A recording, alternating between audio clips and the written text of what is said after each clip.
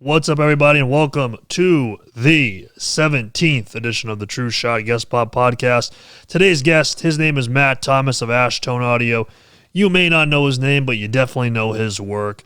Matt is responsible for being the guy, the producer, the mixer, the masterer, as my cat runs around here in the background, for bands such as Kingdom of Giants and Darko US. So make sure you stick around. You listen to this podcast, you get some inside information about what it was like working with both of those bands, and also just Matt in general. It was a nice, long conversation. I had a lot of fun with this one, so check it out. And anyways, here is Matt Thomas of Ashtone Audio.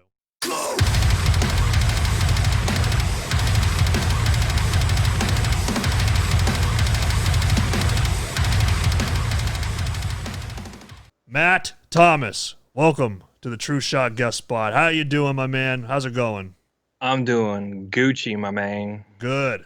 I like to hear that. Listen, man, there's gonna be some people that are probably gonna be tuning in. They're probably like, all right, Matt Thomas, I wanna put a background with the name. So go ahead and introduce yourself to the people out there that might be tuning in, trying to figure out who is this fine looking gentleman in front of me, besides me, of course. Well, my name is Matt. I live in Sacramento, California, and I just started getting into the more professional round of bands, but I've been recording local bands for a long time. I love mixing heavy music, and my music background's pretty wide, which is kind of cool. So when I get into this metal scene, I get to bring some other stuff not everyone always knows about. So got into Kingdom of Giants and Darko recently, just by happenstance, honestly. It was pure sheer luck that I ran into both projects at the same time, and now things are topping off way more than I expected. So now I'm having fun. So now we get to get ready for round two. That's awesome. Yeah, no, that's really cool. I mean, to be able to go from, you said local bands to that. Now explain that a little bit. Like, how do you I guess because it's going to be pretty tough to eventually make that not a switch, but that kind of uptick in your resume, so to speak. You know, you go from the local bands to a Kingdom of Giants or a Darko. Like, when does that happen? Like, how does that happen? It never happened suddenly. That's for damn sure. Yeah. This was definitely a gradual process. For me, there's no such thing as an overnight success to that point. Yeah. You gotta, even for someone where it looks like it was, there was a long story going before it, sometimes up to like decades. It's insane. For me, Kingdom of Giants is based out of Sacramento. Most of them live in the area. Well, more particularly outside of Sac, but like this is the closest city for them. Right. And they've played a club. I run live sound as well. I'm into live production just as much as I am studio. So I have had the experience of doing sound for lots and lots of touring bands that come through, mostly metal bands because of the size clubs that I was working. Right. I'm not sure. Are you familiar with the Artery Foundation? Remember them? Yeah. I know. Yeah, I so know the name. Yeah. Yeah, they were based here in Sacramento, and Eric Rushing, one of the main owners of Artery, he's one of the founders. He was the national talent buyer at the Boardwalk here in California, up in Sacramento, which is kind of like, the whiskey in LA. Well, this is kind of like the NorCal whiskey. It's been around for like 40 years. Gotcha. And classic bands like Deftones and Papa Roach broke their cherries in places like that. Damn. So anyway, Eric Rushing learned all of this stuff and grew Artery and started like taking over all of Sacramento, and eventually got to the point where he was owning the Boardwalk and the venue that I worked at recently called Holy Diver. It was a little tiny venue, but for metal shows, holy shit, you get like a Kubla Khan show or a Spite show in a little 200-pack room, but a system that was properly put in there and ran by me, who just goes hard on the heavy shows. I just want to make people just lose their minds on stage. So through all that, I got to meet Kingdom of Giants, and through the experience of live sound, I finally got the opportunity to do tour sound for Kingdom of Giants. Gotcha. And so my first tour, it was a short tour, but my first tour happened to be the very first As I Lay a Dying comeback tour. Oh, wow. Okay. Yeah. And so it was really cool to see everything come together for those guys as well. And Within the Ruins was the second band of the package. Wow, yeah. with Steve Tennant. He had just joined, I guess, recently at the time, who's a beast on stage. That guy deserves a lot of credit as a frontman. Mm. But watching As I Lay Dying do their thing was tight. We're talking pros. I mean, like we're talking the kind of pros where you're like, I quit. I'm not doing this anymore. This is a joke. What am I doing with my life?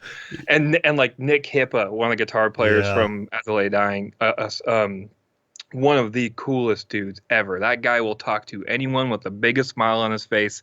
I never really met him up in person till like halfway on the tour, but like I noticed he's islandish, Hawaiianish kind of in his blood a little Mhm. bit. Yeah, yeah. And all those people are the nicest people I've ever met. And so it was just a crazy experience. But long story short, through the tour, I built a relationship with Kingdom of Giants, Mhm. and I think I really helped on their production um, with the stage show and everything like that. That kind of piqued their interest on the studio side. I helped them track some stuff on the song Bleach. I tried doing a mix for Bleach before, but this was like 2 years ago or so, or something Mhm. like that, right after the tour. And I hadn't hit my real stride yet with mixing. So I didn't end Gotcha. up doing the mix. Dana actually did it because he just already had the way he wanted it, figured out. But fast forward to the future, they start working on new material, and I'm kind of like already in talks with them, and we just kind of fell backwards into the into the album, So we just realized, oh, we're making an album, okay, you know. Yeah, so basically, it sounds like you did some live production for them, and they were like, all right, this guy's got some chops. Let's give him a shot in like in a studio setting. That's kind of how it went. Pretty much, yeah. I know I talk a lot. I'm sorry about that, No, but no, it's all that right. yeah, that is pretty much it in the gist. I did live sound for them. They gave me a shot here. The first shot actually, in a way, didn't work. I wasn't ready. It hadn't clicked.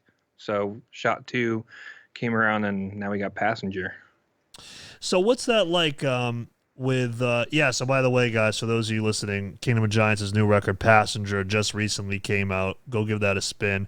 I did a full album reaction to it on our Patreon, which this guy over here was kind enough to support the cause and go over there and check it out. I thought that was very nice. But um, anyway, yeah, no. So what's that like? Kind of because you said before you did a lot of local band stuff like that. Did you kind of go into a project with a band like Kingdom of Giants, who's on Sharptone? Did you kind of go into it with the same kind of way you went in with local bands, or were you kind of like, all right, I got to make sure I'm on my A game here.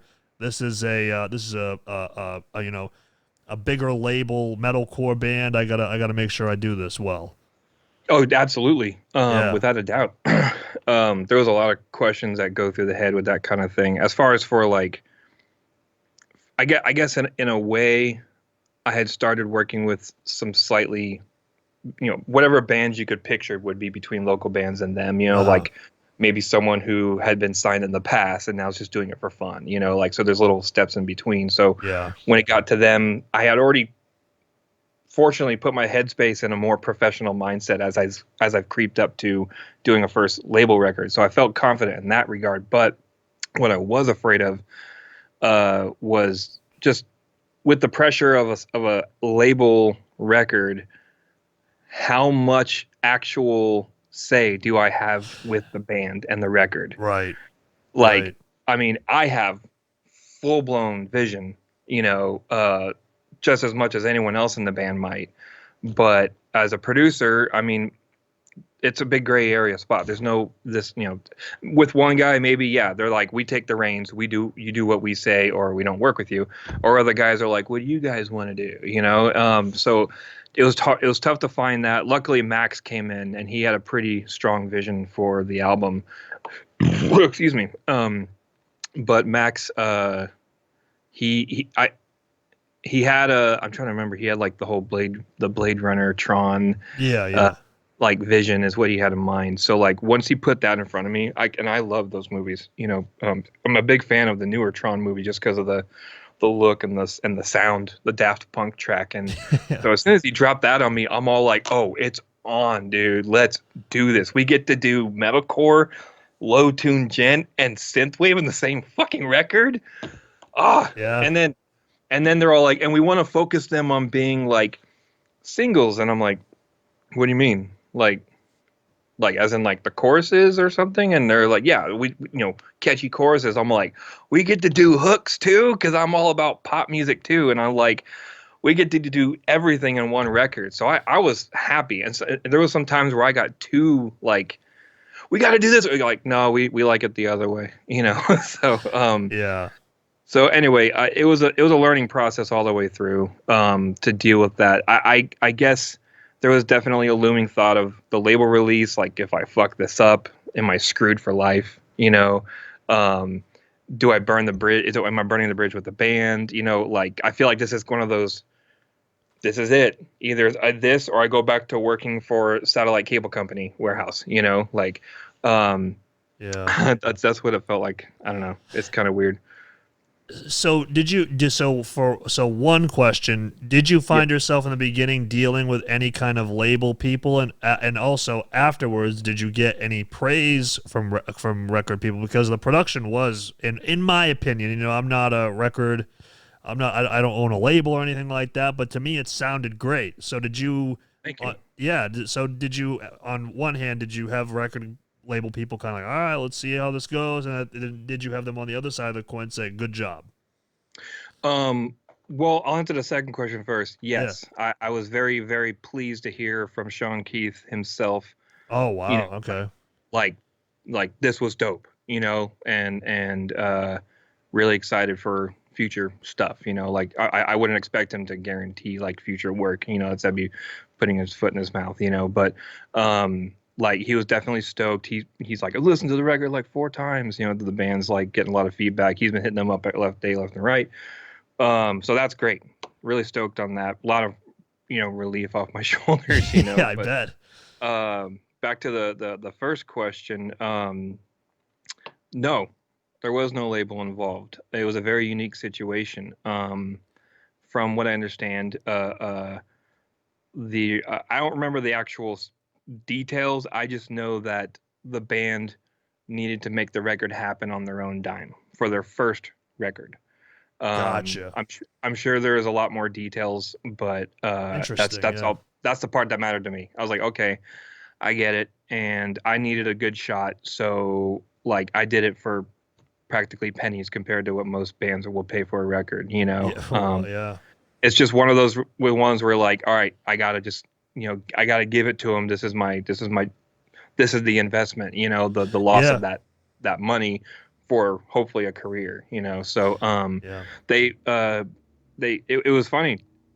There was no label because they did it themselves, but they were already writing the record. So they came in, they wanted to record like a couple of vocal lines and send it down to Dana, who had a lot of the sessions in his computer in LA, because the rest of us are up in Sacramento, like 5-6 hours away. Um, and then we had a little fun with the vocals. I got a little extra carried away. Max is like, hey, can you make it sound like a synthy vocal thing like this? I forgot what he showed me, but I was all, oh yeah, it's like that. And he's all, whoa, and like, so he's all stoked. So they shoot it down there. And then all of a sudden that went to, okay, Johnny's going to record all his vocals with Matt, And then I started working on, do you remember an old metalcore band called Merchants? Um, An Artery band, I'm pretty sure. sounds Or familiar, but I would say no off the top of my okay. head. Yeah. Well, they're based around here. They're tied with Artery and folks. I Gotcha. started doing some comeback songs for them that they've been doing, just doing kind of dabbling into it. They heard that track and they liked the mix a lot. So that's when it leaned to like, all right, I guess we're gonna let Matt try mixing it too, and I'm producing. And then there was finally one day that was the fun day for me. Max, he's sitting on the couch and he's like, look, anything you want to do these songs, just fucking do it. Like, So if we don't like it, we'll tell you to turn it off. But just do you. I'm like, all right, game on, let's do it, dude. And I'm like, and so some songs I had a bigger hand in, some I didn't. But at that point, we realized we were doing a record, and there was no label involved. I was like, okay, no budget. I'm just doing it and then delivering, and then hopefully next time it gets to be a little more official. That'd be great. Yeah, from what I've heard, Sharptone's pretty. They trust. It sounds like they trust their artists. I mean, obviously, in this case, you said it was on Kingdom of Giants' kind of dime, so I mean, obviously, it's a little bit different. But in general, I've heard that. But just so people at home or where? Just you're mentioning, I think members of the band. So can you just Oh, identify which band members yes. they are? Yeah, Yeah, I apologize. that's all right. Max is the guitar player. One of three. Max, Jillian, and Red. Red's Mr. Big Red Beard, long red hair guy. Yeah. Jillian's the little Mexican looking guy, and then you have Max, who's the third guitar player. He's one of like the real OG members. I don't remember the entire history, but I know he's an OG guy. Okay. He started this. On bass and singing is Johnny Reeves, who also is my assistant engineer now. This is his desk back here behind me. Yeah, I was Uh, gonna mention that. Yeah. yeah, he may actually walk in mid talk. So, and then of course Dana, lead vocals, and Truman on drums. Cool. Yeah, no, I knew that. I knew that Dana was the vocal, but I'm like everybody else. I know the vocalist name, and then the other members. Maybe I'll learn them eventually. But Right. but no, that's cool though, man. So yeah, that's interesting. So it was kind of like, you didn't have a big budget to work with, but you looked at it as like, okay, like listen, if I do this well, this is Sharptone. Maybe I'll be on their list of people that they could send bands to for production work down the line. Because Sharptone, they're bringing on bands all the time. They have quite the roster. So I Yeah, mean, I I can't imagine what kind of money he's putting into this lineup. You know what I mean? it's insane. Like you name a metalcore band, and there's like a 50%, 75. There's like a 50 to 75% chance they're on Sharptone. I mean, it's just really that's just the way that it is. And it seems like he's announcing a new band like every week, and it's nuts. Yeah, it's crazy. Like bands Like that I've never heard of, and then I check it out, and I'm like, this is good stuff. the the 2020s is officially going to be like the age of Sharptone. Oh yeah, I, Like at least 5 years for sure. Hopefully the next decade, because we know there's going to be another phase after it somewhere, But yeah, I feel like this is like going to be the next big. There was like the Warp Tour phase. There was an Artery phase. Now we're like at the Sharptone phase, and this is where all the banging bands yeah. are at now. Not all of them, but a lot of them. Well, they do a really good job. I mean, they even they have a hoodie, Metalcore is Not Dead hoodie, and I bought it because I'm like, I just enjoy this label just because, they're very true. They're just like we're a fucking metalcore label, that's it, and they just ride with it, and I love that. But That's no, awesome. yeah, it is, yeah. So no, man, you did a great job on that record. From what again, I'm just a cookie monster, man. You know what I mean? And as you said, before we got on here, you were surprised by my vocals, which was funny because what I was gonna say before we jumped on about that was that this is my first band that I've ever done, so Nice. I'd kind of just been like in the car just doing like trying to mimic Phil Bozeman from Whitechapel as close as I could. Definitely not at that level. But then, like, I remember we were working on stuff, and they wanted me to try to do highs, and I'm like, I have a very low voice. I don't know if I can like get like a high scream, and then I kind of have like a hardcore mid high yell. So people always point that out. I think it's very interesting. I find it interesting because if everyone knew the actual technique to scream, like I mean, no matter who you are, everyone has the organics to do it. You're right. But naturally, everyone's going to provide or yield a particular vocal tone, despite what your speaking tone is, Yeah. because it's a different set of chords. So they're going to do a different thing, and I find it interesting when people who try to be scream vocalists, like Mm. especially in the world of scene metal or some kind, everyone wants to be someone else. Like deep inside, whether they admit it or not, there's someone that's inspiring them to do what they're Oh doing. yeah, absolutely. And the unfortunate part is when they find out that they don't have the tools that they have, to Yeah. make those same tones. But if you use it right, you can still be you. Like Yeah. I would love to do some Ryu style Crystal Lake vocal Oh screens, yeah. those low mids. I would love to do that, but I can't do vocals. But there was a moment where I got close to getting my false chords out, and I sound more like John from Dance Gavin Dance. Oh, Like interesting.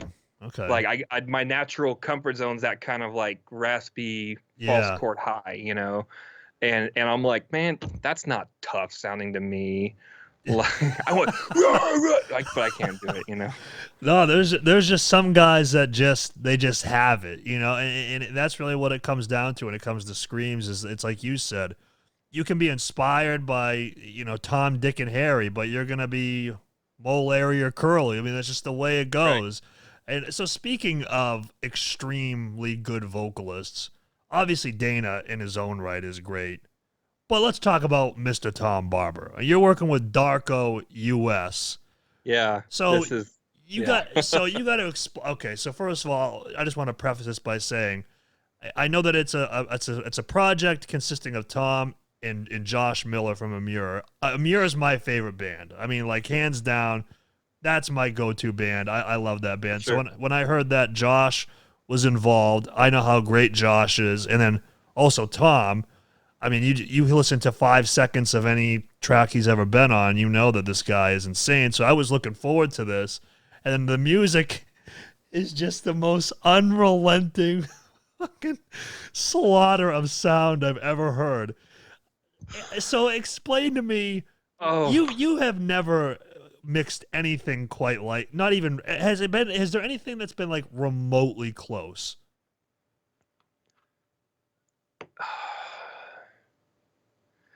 technically, yes, Okay. but we're not talking about anything that you'd ever hear. Uh, we're talking about local bands that just, you know, as far as for the level of like aggression and impact, but like, Gotcha. but truthfully, the answer is no. this is an absolute first. Yeah. Uh, yeah, it caught me by surprise. I didn't know what I was getting into, but I'm very, very happy with the results. So now, how did that come about? Because obviously Tom's been around for a little bit. I know Josh is a little bit younger, but you know he's been in a few bands. He's played drums for 15 bands, like Phil, you know, Spike, Volumes, you name it. He's been there. So they came across Mr. Matt Thomas up in Sacramento, Ashtone Audio. You know, how did they pick you? Well, well, Josh lives here in Sacramento. Right. Yeah. So there, I mean, I think that in itself is almost the answer. Now that we're in the same city, you know, there's a network of people here, you know. Gotcha. Okay. And ironically, a band I mentioned earlier, a band called Merchants, Mhm. Josh is also mildly playing for them currently as well. Interesting. He's not really like I wouldn't say the band's a full active band right now. They're just having fun at the moment, just trying to put together some dope songs, you know, and just putting them out there. But like when drum duties show up, Josh is the guy right now, you know, because Gotcha. they're all homies. I guess like they got someone from like Joey from a Skylit Drive, I think, Okay. and two guys from, you know, the original Merchants lineup, and Josh. But anyway, as I said, I was doing Merchants music, and Josh finally came through, and he had talked about him working on a solo project. I finally, I followed him on Instagram. I saw him doing some like some video, like the early Instagram videos. If you go Yeah. back all the way down, you'll see those first like chugging. I'm all like, what the fuck is that? You know, I'm like, I want to do something with that, you know? So I hit him up and I'm like, yo, remember, yeah, you know, like, let me mix it, you know? And then I said, I think I said I'll mix the first track or something like that for free, you know? Oh And the wow. first track I did was Divine Void. That Oh was the my first one. God. With Darius too. Yeah. The- Oh, okay. Hang on. I was gonna. I Oh, take that back. Sorry. I had to think about that for a second. It was actually the opening track to the Death Mask EP. the opening track to the Death Mask EP. I'm gonna pull that up just so we have the. Yeah, it's super short. Yeah, And I it's worth remember. like a quick spin. Yeah, it is called. Here we go. Live on the air. We're doing Get Good. Yeah, Get Good. that's it. Okay. This I'm gonna say it right now on the record. This is the track that like birthed Darko as far as for like what everyone perceives sonically. You know what I mean? I Like gotcha. what everyone hears when they hear Darko, all of it has branched from this track. So now, so it sounds like you kind of approach Josh and Tom kind of wasn't part of the equation at this point. No, he was actually at the initially Tom was gonna do this under an anonymous moniker originally. Interesting. Yeah, Interesting. I'm not gonna say what the name was in case he decides to use Right, it right, of for something course. else, but he was originally gonna do it anonymously. And Interesting. because and it might have worked because he's got so many different tones. Like Chelsea Grin tone versus Maybe. this tone versus Lorna Shore. So like I'm sure there's some hardcore dudes that would have picked it out, but um that's how it worked. But then eventually it just got out that he was involved. They're just like whatever. So Yeah. So what's kind of the because I was going to talk to him about this when I eventually get them. I'm going to track these guys I down. wish you the best of luck, my Listen, man. I'm going to track them down. I'll figure something out. But I want to ask them because um people call it like a side project for them, but in a way, I kind of look at it as kind of like probably like I mean, this is kind of like their thing in a way. Because I mean, think about it, right? Like Tom was in Lorna Shore, now he's a newer member of Chelsea Grin, and Josh is kind of everywhere. And this is kind of like, is that kind of the vibe that you get with them in the studio? Is that like this is like their baby, that kind of thing, or are they just like let's just do something that's just relentless? I would say that this is definitely a baby of theirs. Yeah. You Okay. it started off as like this is just supposed to be fun to we got something here. You know what I mean? Like, Yeah. um, and I don't even think they knew what it was going to turn into. I mean, like, I'm trying to stay humble about this as much as I can, but Yeah. I like to think that some of the stuff I did in the production in the early stages, because granted, the first mixes I did aren't out there. They've been tweaked, per Mm-hmm. Josh's, desires on the mix. But Right. um, I like to think that the stuff that I did has helped them realize that we can do something unique because I haven't Yeah. done anything known before, really. So I have a new taste of influences to put on the market, if that makes sense, because people are used to hearing like that sounds like Drew Folk, that sounds like Eric Ron, that sounds like Taylor Larson, that sounds like Tyler Smith, like you can start to pick the mixes out, you know what I mean? And it's like that's cool in one way, but then it's like, is it so much when you want bands to have identity, you know? Exactly. Yeah. Yeah. That's a great point. Yeah. So what would you so all right. So you're sitting there in the studio. Tom Barber walks in. You obviously know who this guy is. What's it like working with a guy of Tom's caliber? Is he like kind of like a one take guy? Is he just like, boom, and that's it? Or is there so many? I mean, obviously there's probably layers upon layers upon layers. Yeah, you mean with working him with actually tracking, right? Yeah. Yeah. So I like Tom's approach. He definitely focuses a lot on the lyrics before he worries about delivery. Um, Yeah. That's what he I when he do. got to the studio for the album. Well, when we did the album, I think it was July. July is when we were recording the full length record. Right. So Josh had put his songs together and got in here, and then Tom finally came out for like 2 weeks. I think he crashed with Josh, and we were here every single day, but like Sunday, I think. And he had all of his lyrics for all the songs. He said that they were all done. All the songs are done. But Wow. then when we got into tracking, I started noticing that he was kind of picking his rhythms and placements more on the fly, which is fine because the lyrics mattered more. Because I was all like, when it finally clicked, I just kind of called him on it. I asked him like, oh, so are you just now kind of like figuring out where you want to put the lyrics in the song? Like here's the Yeah. song, Yeah. here's my lyrics, here's my message. How do I put it in the song? It's like because he didn't really. The songs are still literally coming together Yeah. to the days before he got here, so he didn't have a lot of time to hear much of that. And there was a Mm. couple of songs I definitely chopped up them a little more than others, so they really changed compared to what he heard before. So, Right. but I don't mind that at all.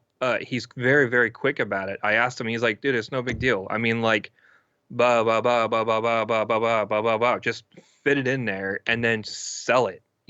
Like, just at that point, just pick what voices you want to do and just own it. But like if you overthink it, then you're just kind of taking the emotion out of it. He Yeah. doesn't like spending a lot of time in the booth. He likes working with me because we're fast.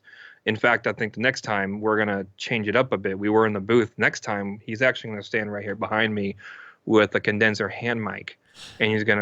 he's gonna actually perform this right in front of me because we were tracking. He was doing a little guest vocal on some friend's hip hop track just for fun, and he wanted to do it right here, and we did it with a hand mic. And every time he did a take, and he's all like, "Okay, so all right, all right, let's do that line right here." And I hit record, and all of a sudden he's like, I hit stop, and he's like, "Okay, so the next line, and and I'm like, "Bro, you just turn it on." And what's nice is I actually know, I understand the turn it on concept. Um, Long story short, I have a side band that's like a comedy band, hence my liking of Psycho Stick and stuff like that. But I'm the front man of that band, and when I do the thing on stage, we usually just play little bars and we get drunk. But like my turn it on is I turn into this loud, kind of obnoxious frontman character. You know what I mean? That when I get drunk, but like I know how to turn that on, especially for shooting a video. It's like, all right, let's go. It's like, go 100%. Yeah. Right. He knows how to do that. Pros know how to do that. They don't get in their head about insecurities with performing. It's like, I got a job to do. So after seeing that, I'm like, bro, next album, that's how we're tracking that shit. And we'll just let the untreated room just come through the heavy compression and excite the vocal or something. So Yeah. like, have you ever heard crappy vocal demos and sometimes they sound better than the studio ones? Oh yeah. Yeah.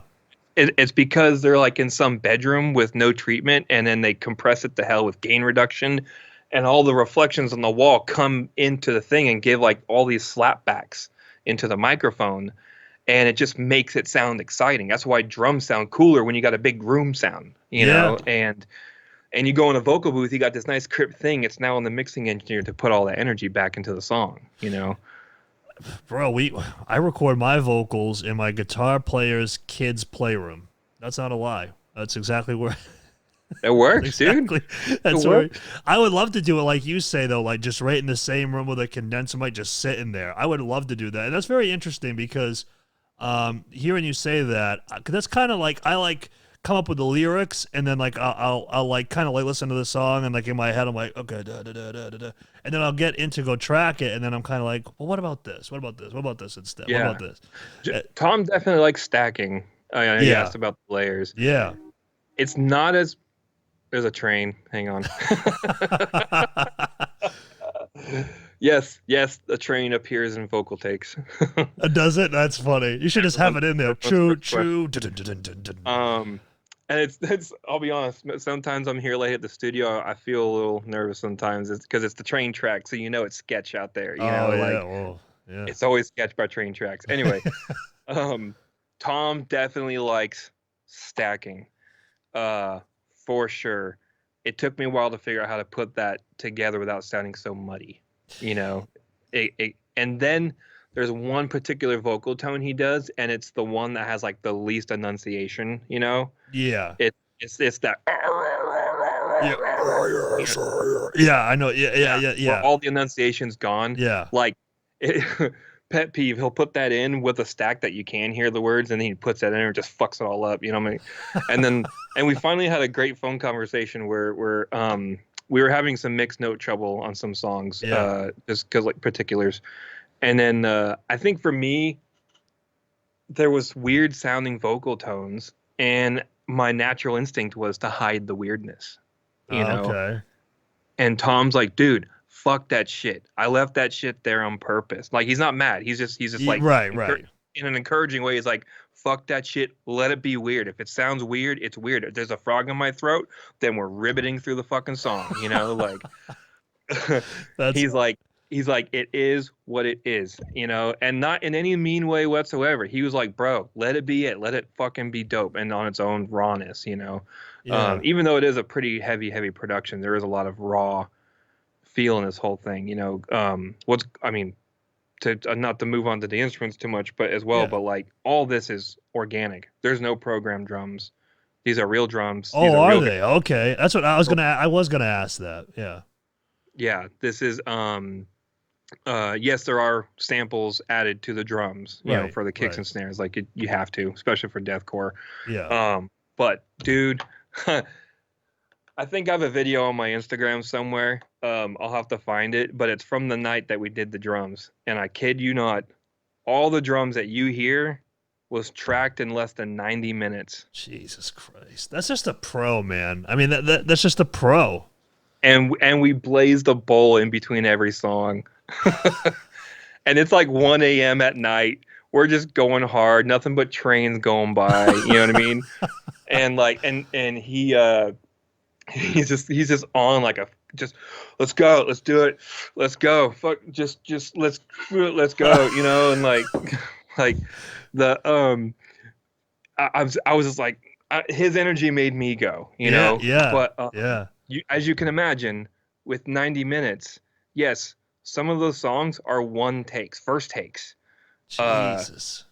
Pretenders, that's a one take. Really? Okay. Yeah. First take, only take ever done of that song. That's what it was. And it is because that Yeah Buddy was a real Yeah Buddy. Like, he went so hard. That song was insane. Because I don't have very good soundproof walls in this cheap studio I'm in, so it's like I hear him raw, and it's just going so loud, so hard, super fast, but still super hard. Like, drummers can't do that. He's a machine. It's weird as fuck to go that fast and that consistent and hard. Like, sometimes people go fast, but they're used to triggers, so it's like, Yeah. But he's all, and I'm like, Jesus Christ. And then his timing, I'm like, did I quantize this or something on the way in? What's going on?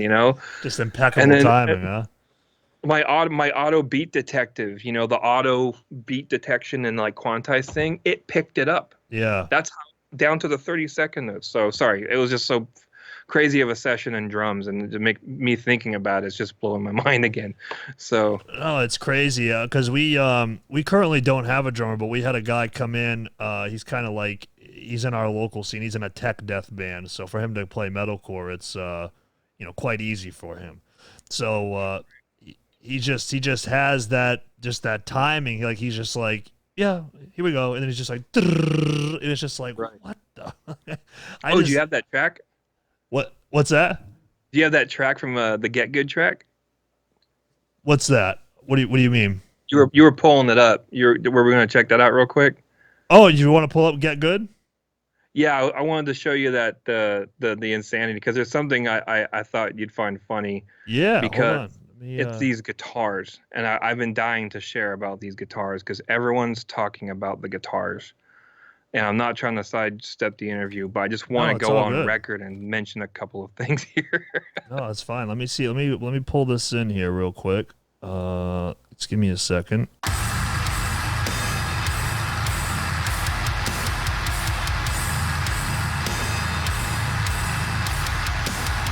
God, that's it. Damn. That was the first song that I ever mixed by them. And I thought, when I heard that, I thought that was an actual like song. I had, because side project, I immediately think extra weird, so you're right. Weird times and stuff. So like I thought it was going to be something super abstract, but then he showed me some of the other tracks. I was like, oh, okay.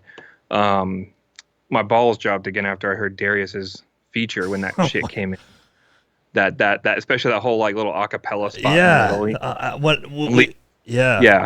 And leave the scraps for God. Yeah, like, when we did a reaction to it with Metal Burb, actually. Oh, that's right. Yeah, I'm sure you remember. I'm sure you're familiar with that gentleman. And then when I heard that, I was just like you just like know it's coming. Then it's just like I can't even like replicate the sound with my mouth. It's just so chaotic. But he gave me the tracks that Josh records most of this himself, the guitars and the bass. He does everything's like, he does program everything in his computer, and he actually captures only his Kemper tone. We don't get DI. I don't get DIs. Okay. So this is his Kemper tone, whatever the crazy fucked tone he's using, with some crazy fucked Josh Drop Travis Z tuning. Yeah. And down in technically it's low A. So A and then A again. You know what I mean? So Okay. if anyone's curious, it's A, but then like one of the weird Josh Travis style tunings because like he just fell in love with like the dissonance. You know what I mean? Mhm. Uh, so, but the tone, it's because it's so low, it's basically percussive. It's not a tone anymore. Like there's no tone. Like No, it's just if you think you hear a note in the guitars, that's bass. yeah. It's so Because low, and the bass is overdriven as well to hell, you know what I mean? But enough of the notes coming out, I made sure of that. It's in unison. It's like the guitar is down here and here's bass up here, mm, you know. So that's all the note you hear. Sometimes I think there's like once with a guitar note, but the rest it's just noise. It's percussiveness. It's just the, you know, like I've heard hella people be like, turn up the guitars. I'm like, bro, if I mute those guitars, the whole song just falls apart. Like you right. have no idea what the guitars are actually doing. You know what I mean? They're not there to be guitars. I have some cool ideas to try to see because like we want to try to step up some stuff, you know, because we just finished this new LP, which is next level. So yeah, I'll so it just say is that. done though, right? Like it's like they could release it tomorrow if they wanted to. Done. He really wants to. Actually, I'll say that right now. He wants to put this stuff out so bad. He's waiting on videos. Oh, video. Oh, okay. It's like a live in studio kind of thing, like with insects, or No, like music videos. he has different videos being made by different people. Gotcha. Um, all with completely various untied types of content. So Okay. each song is definitely going to be like its own thing. You know, it is a Gotcha. full length, but each song like there's no continuity theme. I would Right. say. Right. Right. Okay. Yeah, because I know that. Other than just straight onslaught, Right. you Yeah. know. Right. Exactly. Because I know that what's that guy's name? Sam Beck. I know he does a lot of the Yep. does a lot of the visualizers and that kind of stuff. I know he did some for EMMURE. I think he might have done some for Darko, if I'm not mistaken. But I could be Or wrong. Sam Beck, you mean? Sam Beck. Yeah. Yeah. Yes. He did Divine Void. He did Insects and Yeah. Pretenders. Yeah. I thought he did. Yeah. No, he And does. and Elk Trick Body. I say Elk Trick. No, Elk he Trick. does good stuff though. I really like what because it's like it's a visualizer, but it's like interesting enough, you know. Like there's Right. still some moving parts, but I look forward to doing this project every time we get a chance to because it's just so nuts. yeah, no, it is. I mean, it's like, I mean, for deathcore, you know, I mean, let's face it, you know, it's like deathcore is kind of all. I don't want to say it's kind of sounded the same, but it's like when you hear the name when you hear the word deathcore, you kind of have a reasonable idea of what that sounds like just sonically. Then you I hear think Hostage yeah, by Chelsea Grin. there you go. Right. So, That's what I think, but I'm a late metal bloomer, if are you that makes sense. okay? Yeah. No. I mean, I think of Look at me. I'm I'm not blacked out yet. right. It starts up here. Yeah. We're But you hear Darko, and it's like I know we got a lot of comments in our reaction videos to Darko. They're like, "It's not Josh Miller, it's Josh Travis that's in the band," and I'm like, "No, that's maybe he has guitar tones in the band, but he's not because the guitar so tone, yeah, like I'll just go on record and say this because like fat chance of getting an interview with any of those guys for anyone because they just love their anonymity. They love. bro, Josh seems so down, so maybe you know who Oh no, knows." he really wants to, but he also likes his streak, if that makes sense. Like Interesting. he Okay. likes his streak that he hasn't done anything yet. He's like, maybe I want to just keep it mysterious. Why not? You know, and Interesting. like nothing against you. He actually really wants to get on a podcast with you. He's just he's just kind of figuring it out. You know what I mean? But Interesting. Okay. um, Okay. I I'm got sorry, you. I'm not trying to throw him under the bus because it's something that thing No, entertains me. I dig it. It's like WWE. I dig it. I love it.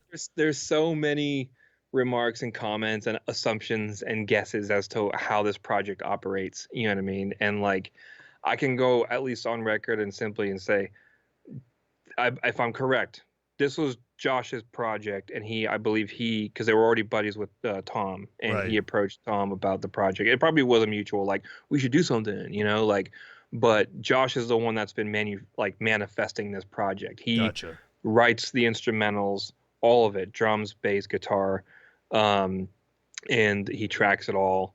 And I add production and help do some arrangement stuff and just kind of enhance, produce further, bring a little more vision to it, And then Tom comes in and we have a ball with doing his stuff. Sometimes I'll go back and change some stuff on the songs after vocals. I like, to suit Right. something that he did, But that's how that whole project operates. And then behind the scenes, like a lot of the content's made here, so a lot of it's Josh sitting here going at it, on all the social media and all the content and stuff. And he's putting together a really cool team of people, that's starting to grow. You know what I mean? No, Like it is, and he's been super nice. I've sent him, the reaction videos and stuff like that, and he seems to dig it, which that's cool. Because some people probably like, oh, who gives a shit, whatever. It's just some guy on the internet, whatever. But no, he seems like a nice guy. So he's great. Honestly, he's a great influence. He actually is my roommate over here. I rent one of my rooms to him.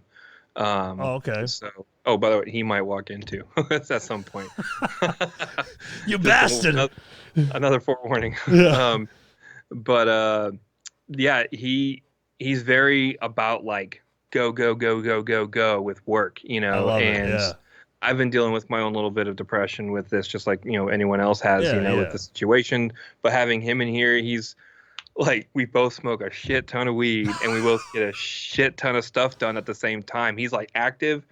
I walk in the door and he's in there like doing like planks, in between weed hits, like just getting wrecked, and well, he's gotten in really good shape. Oh yeah. I mean, I just look at like the video from Natural Born Killer with EMMURE and look at him now, and I'm like, man, it's a totally different guy. Oh right. Oh, if you go look at his old bands, he looks like a totally different person. It's nuts. Yeah. Great transformation. But that alone's influencing. And then he second day he moved in here. He's in here. He's like, bro, you got a bike? I'm like, what? And he's like, mountain bike. You got a mountain bike? I'm like, yeah. And he's all like, every night we smoke a bowl. We're gonna do like 2 miles. And then come back. We're gonna write a song. Jesus Christ! I'm like, I need that kind of like positivity.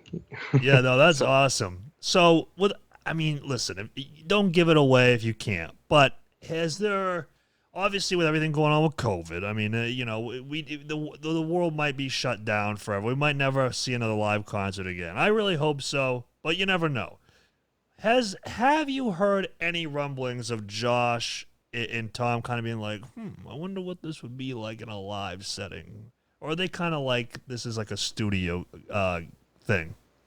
It actually hasn't come up that much.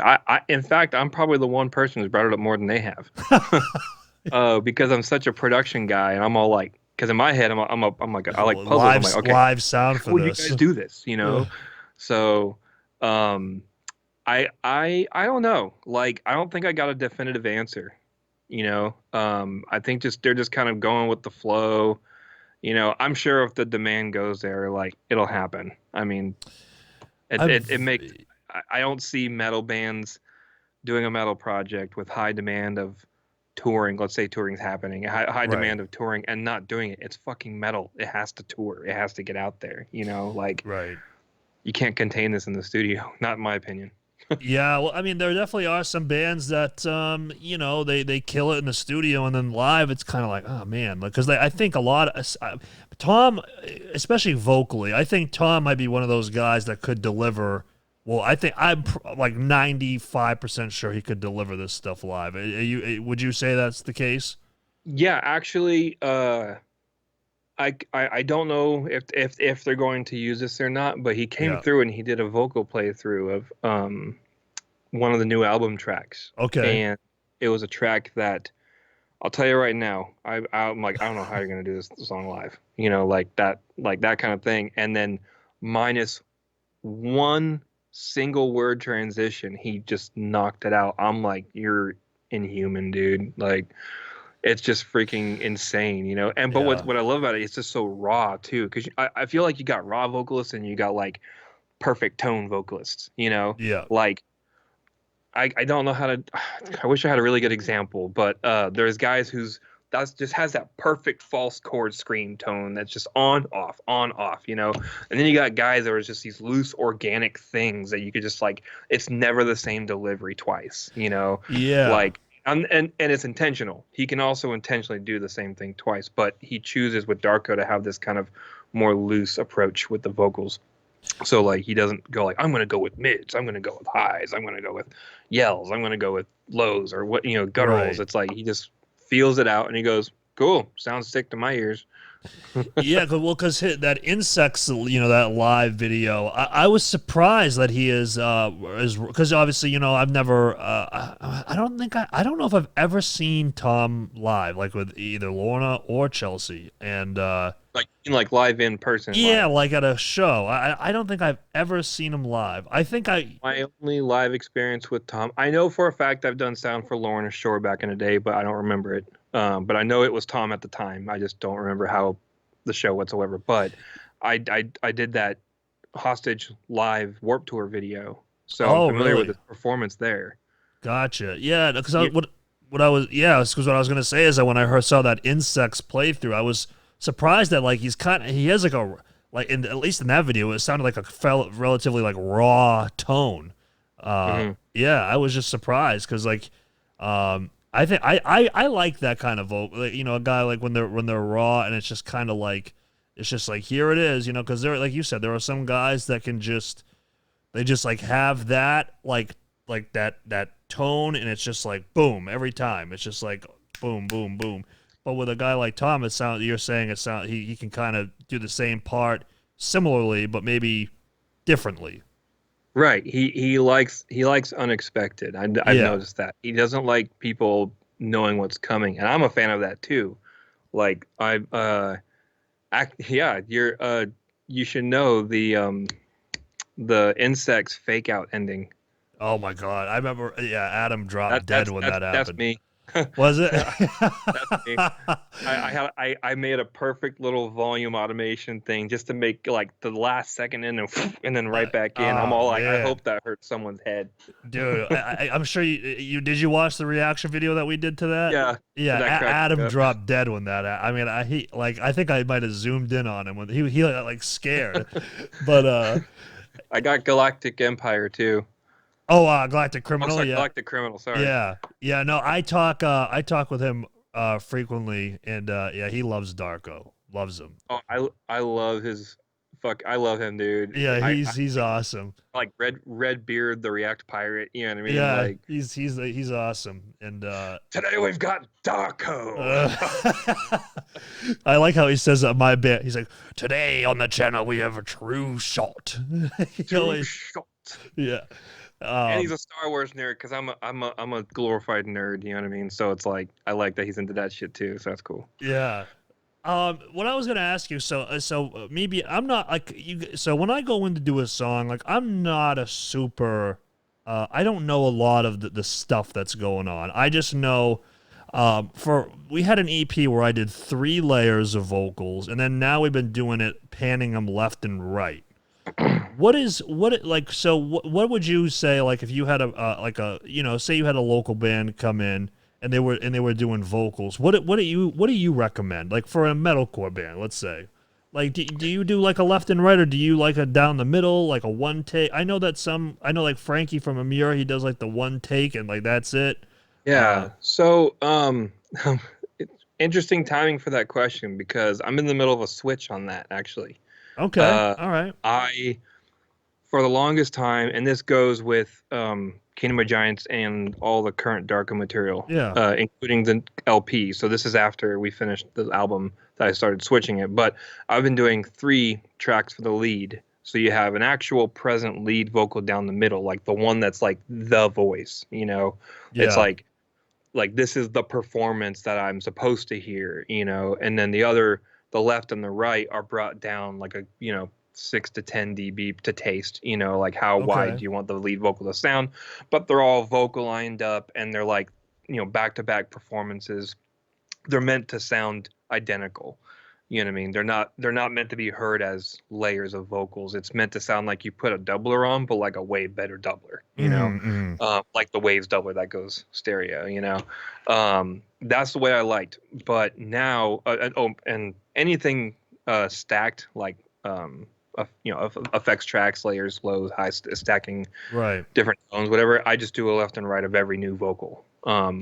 And then and then I have like special effects vocals, like a single filtered track or something. So like lead vocals 3, everything else is left and right, and then I have like the special stuff, you know, Interesting. for little moments. But now I've basically taken away the left and right of the lead. I am now focusing on getting like a really good single take, no layers, no doubling. I don't want to hear that anymore.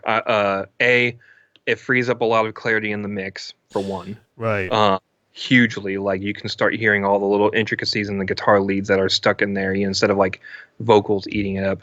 And it's just, you can hear the singer better. I've noticed that in the metal world, most people who listen to metal aren't metal musicians. And right. metal musicians tend to forget that. Dude, I say that like all the time. But yeah, go ahead. Keep going. Yeah. So they give a shit about lyrics. They give a shit about the vocals. They want to hear what's being said, no matter how aggressive or loud or heavy it is. They want to hear the vocals. So right. And I would say pop formula comes into play with this. It's like you have a whole mix, but then you have vocals on top, and metal I've seen has usually a more better result on a success scale, like, getting your music out there when the vocal is on top. Right. And if I do that with one vocal down the middle instead of a big ass wide set of lead vocals, I can get more clarity. I don't have to put it way so much in the top because you'll just hear it right there. You put it on, you hear it on speakerphone, anywhere mono, it's right there in the middle, so it's nice and loud anywhere you go.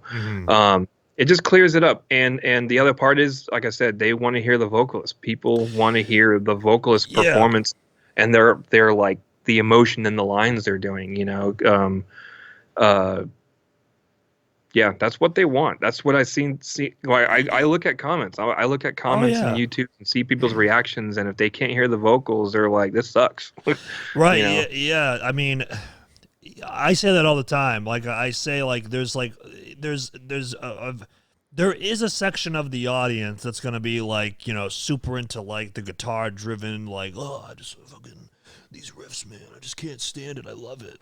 But then, the guys inside the music world usually. Exactly. Yeah. But I say, like, I would say probably 8 out of 10 times the person just wants to hear if the vocalist is good and like it's right there. Like, boom. I mean, that's how I listen to it. I mean, they want to hear how angry they are, or they want to hear how, upset they are, or what the lyrics mean, or like, are they telling me to, or is it a positive thing? What's going on? Like. Because I have said, because we record everything ourselves and we have it sent off to be mixed and mastered, and I've always kind of wanted to. We right now we use you may have heard of him, Lance Prank in Australia. He does like a lot of like the Alpha Wolf, Polaris. I'm actually not familiar with him. I'm still learning a lot of dudes, but yeah, those are dope records. Yeah, so. Yeah. It's just for me, man. I'm very simple with my mixes.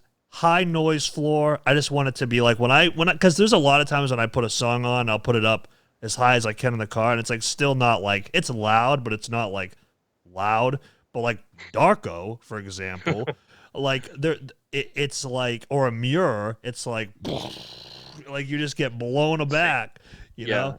And that's what I look for in a mix. I just want the vocal to be just loud and aggressive, and just the noise floor for the overall track to just be booming. But I think it'll be much more. I think it'll be easily achieved with the one vocal. So I've said that when we've been tracking, because what I like to do, just as a vocalist, it is super annoying to like have to layer the vocal and try to get it like on. It's like, why not just do it once dope, rather than trying to like figure out like, all right, these layers here are the best, or these ones here are the best. I'm like, let's just do one take of just like boom. You know what I mean? That so is that what you would ultimately recommend? Um, I'll be honest, it really changes from person to person. Yeah, okay. That's the shitty part, you Yeah. know. My job is to make a judgment call based on my previous knowledge or current observations of how the person performs. Sometimes I deal with some dudes who are like really insecure, or they're really nervous, or they're really in their head, or have never heard, good vocals in their headphones before. So I'm like, how am I supposed to get a performance out of this person? You know what I mean? Right. And do I need to go back to a triple like system because maybe this person's inexperienced? You know what I mean? To where like, so a point is like in Gotcha. between, all the options, like I literally still land anywhere on this spectrum every single day.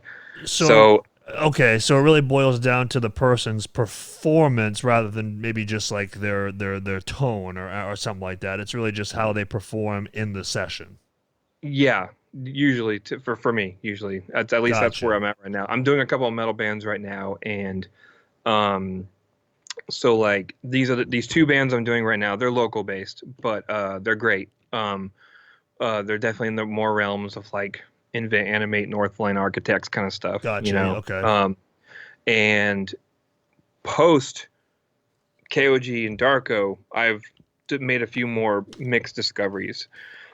Excuse me. That I'm now getting to use on these current bands right now, which is great because when KOG and Darko come back around, I can try my new tricks on those projects. On those, Right. but with these, I'm doing the single vocal take, and fortunately, I have a singer from both bands that have multiple tones, I would say. Hmm. So they just didn't really know how to use those multiple tones. So I'm like, look, we're going to do a single take and we're going to make like a ride, you know what I mean? Not Hmm. just highs and lows. It's like we're going to bring in like yells and like talk ups and like just make like a roller coaster, make a song out of just the vocals, Yeah. and put that song within the song itself, Gotcha. One, however, is I would say a little more nervous in the booth, so I'm trying to utilize, I'm not trying to hide the vocals. I just feel like with I don't want to do the triple effect thing because it's just Mm. too chaotic. So what I'm doing now is I'm experimenting to more into like vocal effects that you might find in pop, like lots of like flange, like over the top effects, Mm. uh, like distortion, flanger, filters, stuff like that, and Okay. decorating the song with that. That's also a really cool way to where you like, if you don't want to go the triple route, you can do a single vocal and dress it up in a way versus just performing different tones. Like you can dress it up with your tone or you can dress it up with effects or both, but I like utilizing one or the other, not just both, because if I mix them both, then all of a sudden the bands start sounding the same, and that's the real hard part. So I don't know. I feel like I'm getting a little off topic here because No, no, no. it's it's a very gray area subject, so it's kind of hard to navigate. Yeah, well, because it's one of those things where, like, I know that when I'm doing vocals, I try to make it so I'm as discernible as possible with what I'm saying. Right. That's just kind of what I aim for. Because some people I've seen, in my comments on stuff, they're like, "Oh, I wish he'd go like lower. I want him to go lower," and I'm like, "Well." I mean, I can go a little bit lower, but then I lose like that diction, and that's Right. what I really shoot for. So I feel like with doing the layering, I lose a little bit of that, and I think layering is a form of insecurity, and I say it in this way. What I mean is when we're creating our own music, and yeah, I do this a lot, I see this a lot with especially local bands. These are inexperienced and amateur level, artists that don't understand how the big dogs do it like every fucking day. So right, I have to help. I like trying to help them understand this. So when you're working on your own music, every little step you take is like nothing. You know what I mean? Like you get in closer and closer to the final product of a song, Like you don't feel all the little moves you have to make to get there versus like just having an end product. Now here's what I'm getting at. When you hear like your favorite artist's song, you know, like Yeah. EMMURE, you hear EMMURE, and let's just say, yeah, it's one vocal take, right? What you may not realize is how simple and bare the production actually is. And Okay. you know what I mean? Like, yes, they have a lot of distortion and effects and stuff, but like, it's not as insane. It's still one performance. You know what I mean? Right. I don't remember all of his productions, but I think like Flag of the Beast Records, Smokey, and those ones. I saw a Nail the Mix where I think it was just a single Yeah. vocal take, Yep. and they did dress it up, but it's still one performance. There's only one amount of vocal there, despite how it sounds. So there's still clarity. Now, when I say simple, it's like they're not putting, doubled vocals and triple vocals, and there's this like mystical thing when you hear someone else's song. Right. Like it's like you just hear the song. You don't hear the vocal, the guitar, the bass, the drums. You just hear the song when it's someone else's, but you hear your song. You heard the entire process getting to this point, and you've heard it shape up, and shape up, and you don't get the poof effect of your own song and just hearing the song. Your mind just hears all the broken up pieces. So Yeah. because of that, we don't hear the impressive version of our final product. We start overcooking it with layers and doubles and effects and wetness and more guitars, quad tracking guitars, fat drum programs with triggers everywhere and lots of attack on the snare. You know what I mean? Like just overcooked to hell when the products we hear from professional records are much more transparent than people realize. It's just, Yeah. it was put together in a great way. So if you and your band, you have your message, I'd be like, yo, let's use as little vocals as possible.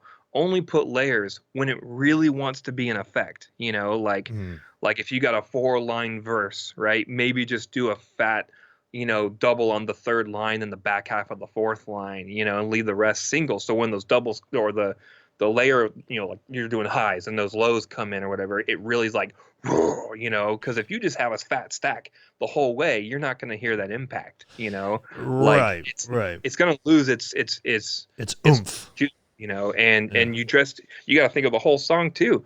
How many times I've had vocalists come in here and dress up the whole verse like a whole song, like you can hear the verse and be like, well, that sounds like an entire song. You just did all your tricks in one verse. Like, because you went mid, high, mid, lows, highs, and then yells, and then gutturals, and then pig squeals, and then a bleh at the end. And I'm like, bro, we haven't even got to the pre-chorus of your first fucking lap of the song. Like, Right. Right. we need like by the time you get to the 30-second mark of the song, it's like you've heard it all, which is why so many metal songs are short. Yeah, yeah. So that ties. Okay, we'll go there. Okay, we'll go there because for those of you that are watching, when I was on Twitch, I had mentioned to him in the chat because he was in the chat. We were doing live reactions. Listen, man, I know it's ADD. I know that it is, but when a song is like 5.5 minutes, I get very antsy, which is why Okay. I love Darko. The songs are Okay. pretty fast. So go. What is your thought from a producer's point of view? I like a very logical perspective of things being a producer because Yes. I have to therapist with many bands. Yeah. So I have to learn how to take logical points of view as often as I can. I'm still learning. I'm still very novice at a lot of aspects of this job. That being said, my personal opinion is that first, art is art. Right. There are no rules for art. First and foremost. So if your song is 6 minutes long, it's 6 minutes long. That being said, if you want to have any form of success, whether it's non-profit streaming fame, actual monetary gain to royalties, up to video syncing, you know what I mean? Like, if you want any form of success, monetary or not, you have to start playing by guidelines. You know what I mean? Yep. The moment you don't care, then it's free season. It's open season. You know what I mean? Like Yeah. there's no rules. Now, I don't want to be bored in a fucking song. Well, Absolutely. right, exactly. So my personal guideline in my studio is like, dude, if our song is 9 minutes long, it better be keeping me entertained for 9 minutes. Now I could sit here and argue like, well, if you listen to a record, you're listening to, 20, 40, 60 minutes of audio regardless, whether what track number's on the song. You know what I mean? You're listening to an entire piece of music. So it's like in my stuck up opinion, I'm like, who cares? It's like if the music's good, but then you get to the tracks that are like, okay, why is we hearing the same fucking thing for 6 goddamn minutes? You know what I mean? Forgive Right. my language, but the point is Darko is currently still lots of breakdowns, and you can only listen to breakdowns for so long, Well, I which don't is I why. don't know, dude. I mean, I No, love them. I mean in a song, like Oh, okay. in a song. Sorry, I should have been specific. So, in a song, you can only listen to so many breakdowns before you're like, okay, I feel like this theme of music has played its course till I want to get to the next track. You know what I mean? Mhm. I want to hear some new themes, some new cadences, or a different tempo or groove. So we go to the next track, and if it's just a glorified metalcore, metal band, hardcore band, whatever, yeah, breakdowns through and through, and then you got the more melodic side, of metalcore, which like Kingdom of Giants again, for example. Mm. I think I've noticed a lot of people, they just don't want repetition. They don't the Yeah. repetition of length. If length is gonna be there, it needs to be like it has to be fresh. It has to be continually fresh with some sort of a payoff, in my opinion, is nice. Right. But generally, it just has to be interesting all the way through. Then you can look at it as like maybe this is 2 or 3 songs in one. Who cares about the track count? It still sounds amazing, you know. So that tends to be what I associate it with. When I see a song that's 5 minutes, I'm like, okay, how many times are they gonna do this one part over and over again? I mean, that's honestly what ends up happening. Because right, I mean, I hate to say it, but that's just what I've observed. Because doing the reaction channel, I listen to so much goddamn music that like it's funny when I look back at the beginning of when we started, because I'm like, oh man, like I enjoy this. This is cool. And now I'm like analyzing every like eighth note, But no, so that's just my issue with it. Like I know that like my thing now, it's like when I hear 3 choruses, I'm like, this better be a damn good chorus. You know what I'm saying? Because like right. because I mean I know that for one of our songs we had 3 choruses, but I wanted to try to make each chorus a little different, just so it wasn't just like, all right, guys, we're gonna go in, track the chorus, and copy paste, and then there we go. Okay, those are the chorus. That's done. Let's get the stuff around it now. But I'm sorry. Go ahead. no, I was just gonna say that's just what happens a lot, and it's just like, and you can feel it coming, and it's just like, and that's why I've tended to be more into the songs that are between 2 and 3 minutes long. I'm a big fan of metal as well as other like rock and pop stuff. So like Yeah, I like active rock, radio rock, and I look at each genre from a different perspective, of course. and Yeah. the rules are different for each genre. That's been a challenge, and it's interesting talking about the song length thing with the metal world because that's something I have to keep in mind. I'm learning a lot through reaction channels and comments on videos and reaction Mm, channels, where I'm making moves on songs now because of the way people react. Not literally react, right? But like, the feedback. right, right. Uh, so like I'm straight up like it sucks. Like I wish these two bands were already signed because like I'm doing some stuff here like that would be pretty freaking dope to hear, you know. Mm. Uh maybe I can show you privately, you know what I mean? But Yeah, like yeah, man, for sure. it's pretty sick. And I'm like, okay, this song, we're opening with a chorus, and the second chorus, the only other chorus too, comes at the very fucking end. And we're doing like a blues style progression where it's like hook, hook, and then just rocking the fuck out in the middle. You know what I mean? Like Interesting. something unseen, Interesting. Um, Yeah. if I go into 3 choruses now, it's only because at least one of the 3 choruses or more is entirely different sounding from the others. Yeah. However, as a producer, I have like I imagine like I have a wall of like index cards, and on each index card is like a trait of a song, like pop courses or pop formula or breakdowns or blast beats are okay, or like you know what I mean, like all the green lights, Right. for what we're doing because like everyone's got to like, no, I'm not gonna do that, fuck that shit, like Right. don't put that stupid spacey sounding synth in my stuff, Yeah, right, right. like so whatever. So out of all these cards, I'm like, I have to pick and pull all these ideas about like how to improve someone's song and Mhm. use different combinations of these little cards to help create something that sounds different from track to track. Because I gotta be honest, I'm a huge supporter of diversity. Yeah. I hate monotony in music. Sometimes it gets through. There's a lot to catch in music, especially on a full length record. But I like to think, because I'm thinking of Kingdom of Giants as we're talking about this. You know what I Yeah. mean? Yeah.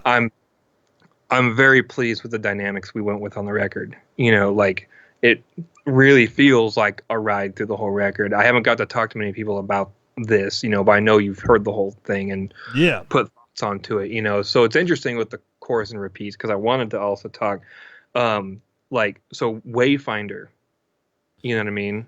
I was trying to think of what song was my least favorite. Was that it? Probably. I think it might have been. And it's totally cool. I totally understand why, and I agree. You know what I mean with your perspectives on it. The cool part is knowing that a lot, not every song, but a lot of these songs actually have specific purposes in my point of view. Gotcha. Um, so are you familiar with Danny Wimmer? No, no. He's the guy who puts on those big festivals across the country, like Aftershock in Sacramento. Oh, okay. I know Uh, I know like the festival, but I didn't know the guy yeah, behind okay. it. Yeah. Well, because it's always Danny Wimmer presents whatever Oh, festival, yeah, okay, I gotcha. Yeah, yeah. So these are the big festivals, like usually headliners are like Five Finger Death Punch, Bring Me the Horizon, Yeah. Korn, Yeah, yeah. but you still get like Knocked Loose, Code Orange, and other bands throughout the middle stages and stuff Yeah. like. Right. So they bring all the scene bands through the middle of the day, and then they bring like the legacy or the big bands on the end. Gotcha. There's this magical thing, especially when it's outdoors, which it usually is, somewhere around 4, 5, 6 o'clock. Sun's going down. Everyone's getting tired because their first wind's wrapping up. So Right. everyone's getting beer. Everyone's recharging on food to get ready for all their favorite headliners and the epic light shows because the lights are going down. Every time I go to a festival, there's a special moment where some band just owns the whole festival. All the stages Right. get attention, and they just like the stars align for this performance. Sometimes it's just the performance, sometimes it's the gimmick, sometimes it's the sound, sometimes it's all of it. And there's one that happens here right in Sacramento called Aftershock. People come, it's like the only West Coast one, so it's huge. Yeah, I saw they just announced the lineup for that one recently. Yeah, they did. They just announced it. It's like a 3.5 day thing Yeah, it's now, crazy. and Yeah. the half day has like Limp Bizkit Yeah. and like Fit for a King, and I'm like, I'm there. Like Limp Bizkit live, I'm in, dude. Hell yes. I'd love to go see that. So anyway, there's this moment of the concert where everyone gets recharged by Yeah. this band. And it usually happens with a beer in their hand. It's dusk. Everyone just fucking like vibes out some way. One year it was Gojira. They got to play the big stage and that whole boom doom, you know what I mean? Everyone's like, Yeah. what the fuck? You know what I mean? Like yes. Another year it was Parkway Drive. They got to play the big stage 6 o'clock. Of Mice and Damn. Men did it one year. Meshuggah did it one year. Avatar did it one year. Oh wow. Yeah. Yeah, so every day there was one band that just, like that stood out. And right there, picture Wayfinder at dusk, and you got your beer, and you've heard all these like metalcore songs on the record. And now you just got this cool quarter beat that's like I gotcha. Yeah. you get your beer and you're all just like, You're just this is grooving. sick, dude. And then right after that, they drop a fucking heater like fucking Night Shift or something, or Burner or whatever, you know. Yeah, yeah. But that song was meant to be completely a vibe, you know. I It's gotcha. totally a vibe. That makes sense. Yeah, yeah. Because I mean, But you got to think of like the live dynamics with these songs too. right, Yeah. like some of these songs are definitely meant to be live intentionally. Like I intended them to be live. Like I designed them to be simple, so it was really easy for the band to play, which means it would come together beautifully live and Right. sound just like the CD to the people who are waiting for it. And then anyone who hasn't, it's just simple. It's easy to grab onto. It's like a gateway song, you know. Yeah. It's accessible. Accessible. Yeah. But then the answer to that is Blue Dream. Blue Dream is the song that's totally not that, you know. And it was the most experimental arrangement. And the part I love the most, typically, the whole song is just one big buildup all the way through. Right. We have the chorus in there 4 times, and most people barely even realize that. Right. I remember my first time hearing it. I'll be honest, I was kind of like, man, I'm not feeling this. And then the second time when I did the album reaction, I was like, all right, okay, because like it might have been what you're talking about, the arrangement, or it was just so like, it was like weird, like in a good way, in retrospect. It was just it was a different kind of track. But yeah, it was meant to be something you could listen to again and hear more, you know. Yeah, right, and I definitely got that on the second go through. A lot of the songs are like that on this record for sure. Yeah, because I think my top 3, if I remember correctly, were Side Effect, Burner, and Bleach. It's awesome to hear that, because how no one's favorite tracks have been unanimous. Yeah, so that's I was gonna ask you personally, because like you know, are your favorites more of like the ones that you may have had more of a little bit of a hand in, or like what songs do you go naturally, to? Yeah. I got a bias to stuff I had a bigger hand in for sure. Yeah, of course, right. I would say yes. Like a song like Wayfinder, I actually wrote a good part of that chorus melody. Geez. Okay, well now I look like an ass. No. Well, no, I honestly, dude, I didn't even get phased whatsoever, dude. Yeah. Like I don't get phased by negative. I take it as feedback. You know what I mean? Yeah, right. So plus I don't know anything about you or your tastes. I literally just seen you. I'm all like learning. I'm like, okay, this guy is all like, all right, let's throw this down hard every time. And I'm all like, all right, I know what song this guy needs to hear by Darko. Let's do this. Yeah, So it's cool, dude. It's totally cool because right. like other people have caught on, like Toolit. He heard Wayfinder, you know. Yeah. Oh, did he? Okay. Did he? Okay. Toolit Mafia did Wayfinder. He cracks me up, and he gets like it's all like right before the verse starts, we'll hear all the synth, and he hits pause, and he's like, oh, hold up. We got a vibe, people. We got a vibe. That's a great impersonation right there. The flames are coming, people, from Patreon. Let's go. You know, and then and I'm all like, it's a vibe. He got it. It's a vibe. He got it. That's a great impersonation. Oh man, I love the dude. I hope he's not offended about that if he ever sees that. So no, he doesn't seem like the type of guy though. I've been trying to get him to check out our stuff. He's an awesome guy, from what I can tell. Yeah, I know he's backed up. He well, has, yeah. So I'll just, you know what? If he sees this, I want him to see this. Mr. Toolit Mafia, I paid on your Patreon, and it just never happened. You know, I get it, but you know, as a fellow guy who does a Patreon, you know, come on, man. You know, I'm just saying. Yeah, I paid him. I'm still waiting for 1 or 2, but like I enjoy it when I get it. Yeah. And I like this whole reaction thing. I think it's a new.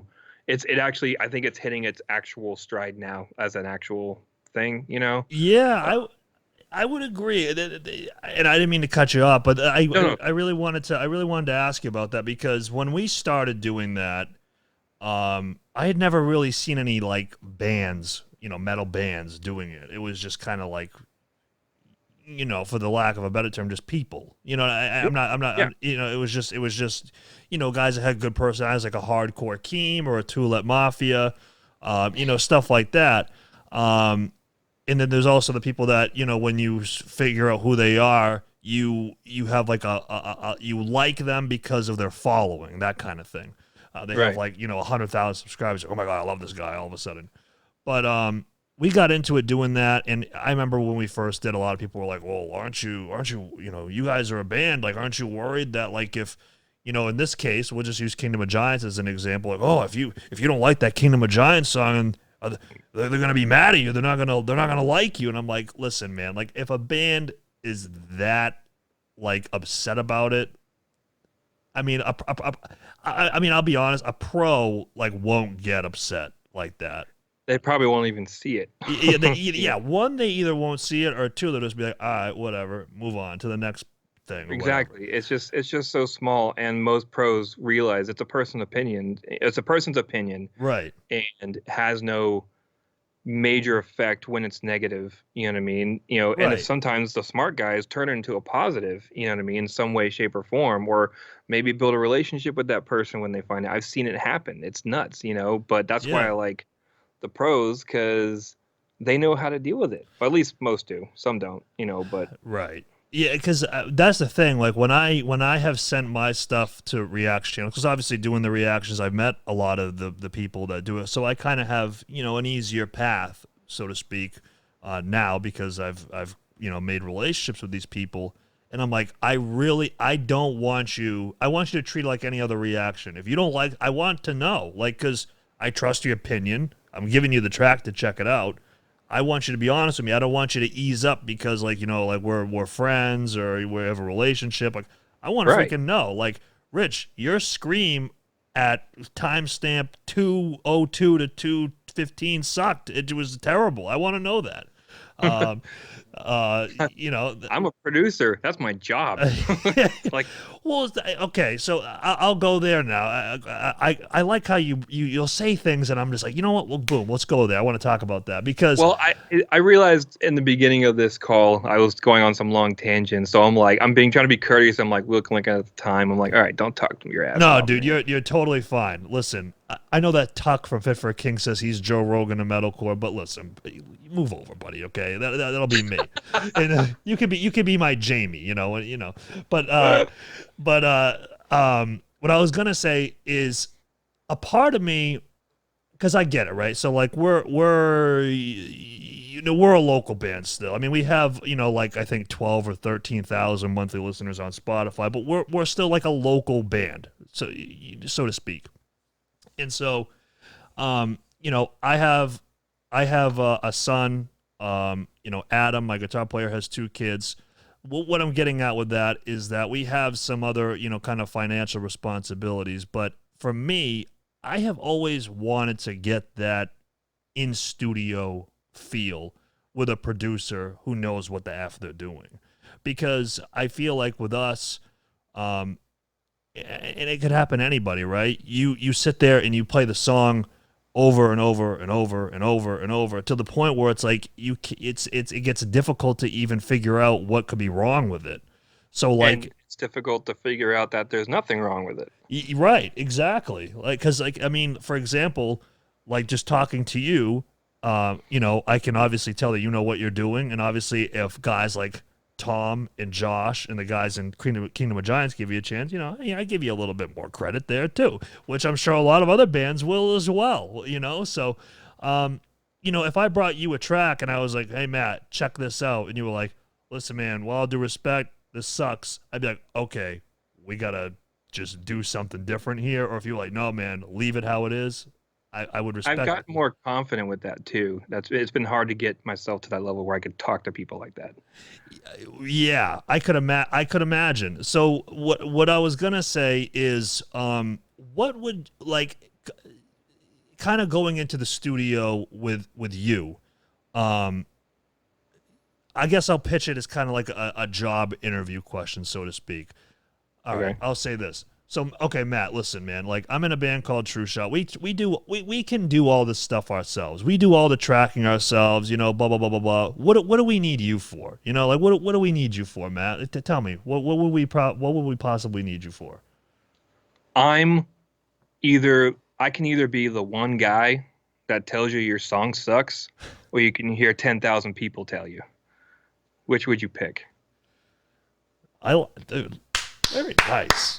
I like that. Very short, sweet, and to the point. Like I like that. We can even get pissed at each other and duke it out and figure it out. But I'm persistent as fuck. You can hate my guts, and I'll tell you right now, I do have a band or two that hate my guts, and despite all that, I'm still giving them the best that I can fucking give them. You know what I mean? Because my name's on it, and I want to show it to people, despite my relationships with it. So, yeah, I'm gonna make sure it's right, and I'd rather it be me.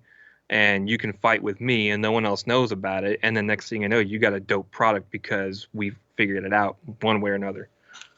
I like that. That right there. Now that is confidence. That's a great thing to see, like, in a producer. I mean, seriously, like, if you have a guy who's kind of like, well, I want a guy who's just straight up, and I thought that was very straight up. I like that. I've worked on it. I'm not gonna lie. Yeah. I'm trying to give people. I don't get asked that a lot, but I have gotten asked that before, and along with other questions from the industry, and I've started learning. I need to start working on like my message, what I'm doing, what my message is. You know what I mean? And like, right. No, that's one of those things, and so I'm glad I've been able to put myself in that position. No, and that's great because like I've said before, when we first started gaining any kind of, I'm not even saying that we're getting notoriety, but just beyond just like our friends listening to this music. I had written for I don't know if you're into any sports or anything like that, but I wrote for you may have heard of this website. It's based out, I think it might be in Sacramento, Bleacher Report. You may have seen it, heard of it.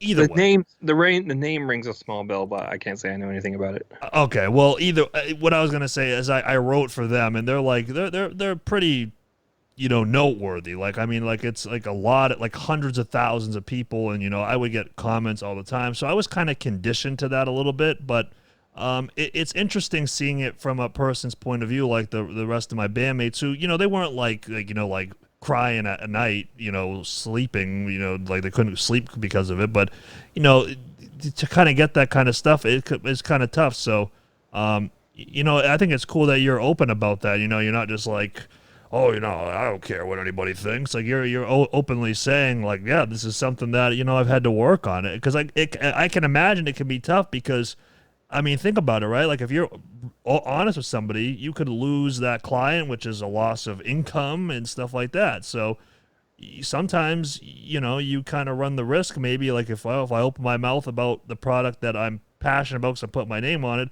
I could lose a financial gain out of this. Right. Yeah, it's, I don't know. I lost my thought, but I was just gonna. Sorry. It just kind of goes back to what I said earlier. Like, you're never just there. Like, it takes a minute. It takes everything. An overnight success takes 10 years. Like 10-year overnight success. Yeah. Yeah. Like that's how it seems to work. So I've fortunately with Kingdom of Giants and Darko having high profile, it's kind of forced me into a place where I need to be, I feel like I wasn't the producer I needed to be that works with those kinds of bands yet. So I had to like kind of boot camp myself into it. I kind of worked on my disposition. I used to be a way more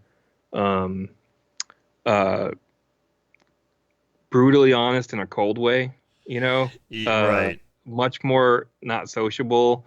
And then until I found my little friend here. I'm a late bloomer. So I'm a much happier person and I can deal with people. I'm the guy who doing mixed revisions with me used to be scary for bands because I'm like, no, it's fine, like all that stuff. Like now I'm like mixed revisions. I'm all like, dude, I'm just making them happy. You know what I mean? Like just fucking do it, like It's unless it's really bad, I'll go in and I'll tweak something. But then if it's something really that is negative, then I'll actually come back and be like, yo, I tried this. Like, here's what it sounds like, but I really don't think this helped this. You know what I mean? Or whatever, So I Mhm. just trying to get to a point where I can communicate with people better. I've had, since I've done these two records, the two bands I'm working with now, for example, like I've had them literally say now, Matt, like, because I recorded them. Sorry, I recorded them previously before they like Mhm. early EPs. So this is like round two for both bands happening at the same time. It's kind of coincidental. Yeah. But they came back like, all right, this time, contrary to last time, we want you to like take the reins on these songs. Like, how do we do that? How do we make sure that like you're really really happy with these? I'm like, well, I'm Right. glad you asked. Because I'm in a place where like I want to take that kind of control. So Yeah. here's the game plan, and then we just get into it, and now they're letting me run the show, but I'm doing it, I think, in a tasteful way. I'm preserving everything they bring to the table. I'm like, look, you guys have 2 months, like we book, I'm like, you guys got 2 months. You need to give me everything that you can possibly give me with That's what I was guitars, gonna bass, ask drums, you. and vocals. And Mhm. I said, how many songs do you guys have? For example, I get this one a lot. He's like, oh, we got like 10 or 12 songs. How many of them have vocals? Like two or three, and you got two or three songs. Like, don't come to me with instrumentals. No, like that's not a song. A song is lyrics. Like, best comparison is composition. Like an actual song on sheet paper. You get chords, notes for a vocal melody, and words. That's a song. You know what I Right. mean? Right. And it still applies to what we're doing with metal because there's still notes, there's still keys, and instead of notes for screaming, it would be like an X for rhythm for scream. Right. But they would still be there with lyrics. I can hand you a composition, and while it's not physically on paper anymore, it's still a thing because we have royalties, which is composition royalties. You know what I mean? So Yeah. this still matters, literally. So when you look at that point and you come to me with like 10 instrumentals and three with vocals, I'm like, bro, this project's gonna take like 3 or 4 months because that's how long it's gonna take you to get your vocals ready for 7 fucking songs. Like, come to Yeah. me when you have your vocals. They don't have to be perfect. Just give me lyrics for the whole song and your first chance, like your first attempt at placement. Like, if you give Gotcha. me your first draft, don't even think twice. Give me a first draft. That's 1,000% more than giving me nothing. Yeah, because that's what I was going to ask you, like what you like for bands to come in with. Because I've talked to some other producers who are like, yeah, if you have like a 10-track album, if you come in with, seven, and then you have like one that, you kind of really want to like do in the studio with the producer, and then, blah, blah, blah, blah, blah. But it sounds like you kind of want the band to kind of come with as much prepared as they can. Yes, because I personally, I just, every producer is different, but personally, I work better when I have something to manipulate, to Gotcha. produce. Yep. Like, I'm not here to write. Gotcha. I You're right. can write and I will when I have to. Like, okay, this riff sucks. We're gonna write something new, but I have an idea. Give me 10 minutes real quick, and I'll grab my guitar and riff it out, you know what I mean, and figure something out. I'll be like, all right, what do you think? Instead of me trying to explain it to him, I said, like, just let me do it real quick and I'll show you in context. Um, and then oh man, might be hitting me a little much. What was I talking about? I was talking to you about you want people to come in with as Oh, much prepared as possible. Yeah. yes, thank you. So, with all that, with if they give me like drum MIDI, I don't need bass. Give me the guitar riffs. Mhm. Drum MIDI, guitar riffs, and like one vocal track with like a live take with a fucking hand mic, you know what I mean, of your vocal idea. You know what Yeah. I mean? It's like you're giving me your garage band performance practically. You know what I mean? Right. It's more than enough. Now, some people have visions, some people have ideas in their music. And most bands have someone in the band that does a little bit of production now these days. So Yeah. Yeah. Right. that being said, I'm like, you either need to give me really good descriptive references, or Mhm. you need to do everything you can attempt wise with guitars and special effects or synths or whatever at home. And then when you're all done, when the time comes to come in here, you're gonna bring me everything you have, all of your session words. Bring me the session, all the tracks, all the files. You may be surprised what you made is very usable in the session. You know what I mean? Like, I've had people bring in guitar leads they did. I'm like, bro, that sounds great. I can't do better than that. That sounds great. That's going in the actual song, you know? Yeah. And what? I'm like, they think it's because it's a demo. Like, dude, it was a guitar and you recorded it and there was new strings. Like, Yeah. why redo it? You know? So when I have everything, I can manipulate it. I can have fun chopping up. One of my fun things is helping people with arrangements because I feel like that's the biggest weakness with songs is arrangements. People can write riffs, they can write drums, they can write vocals, but they don't know how to make the freaking cake. You know what I mean? Like, Yeah. so they come in, and that's what I do the most. I help with the arrangement, and like I'm like, okay, let's put this in the thing. We're gonna use this recipe. Here we go, you know, and then boom, here we are. If you come up with no music, then we have to spend time writing, and that takes way longer. So I try to, you know, have stuff booked a couple of months out in advance so I can tell the band, yo, this is your time to write, not when you're in the studio, you know, because when you come in, there's a chance you're not going to get to touch these things. It may be mostly just me doing stuff in the studio, you know, like on the computer or whatever.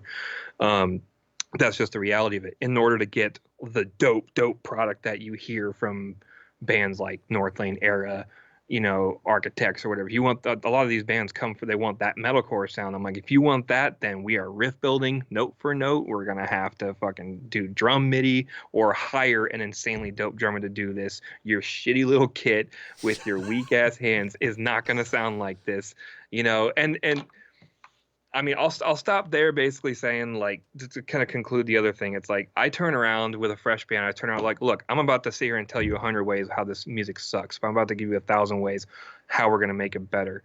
So don't get pissed at me when I tell you it sucks. No, I'm gonna have ideas. You know what I mean? If you don't Yeah. like my ideas, then I'm just the wrong producer. That's all. You Have know? you have you found yourself doing a more kind of like remote production work?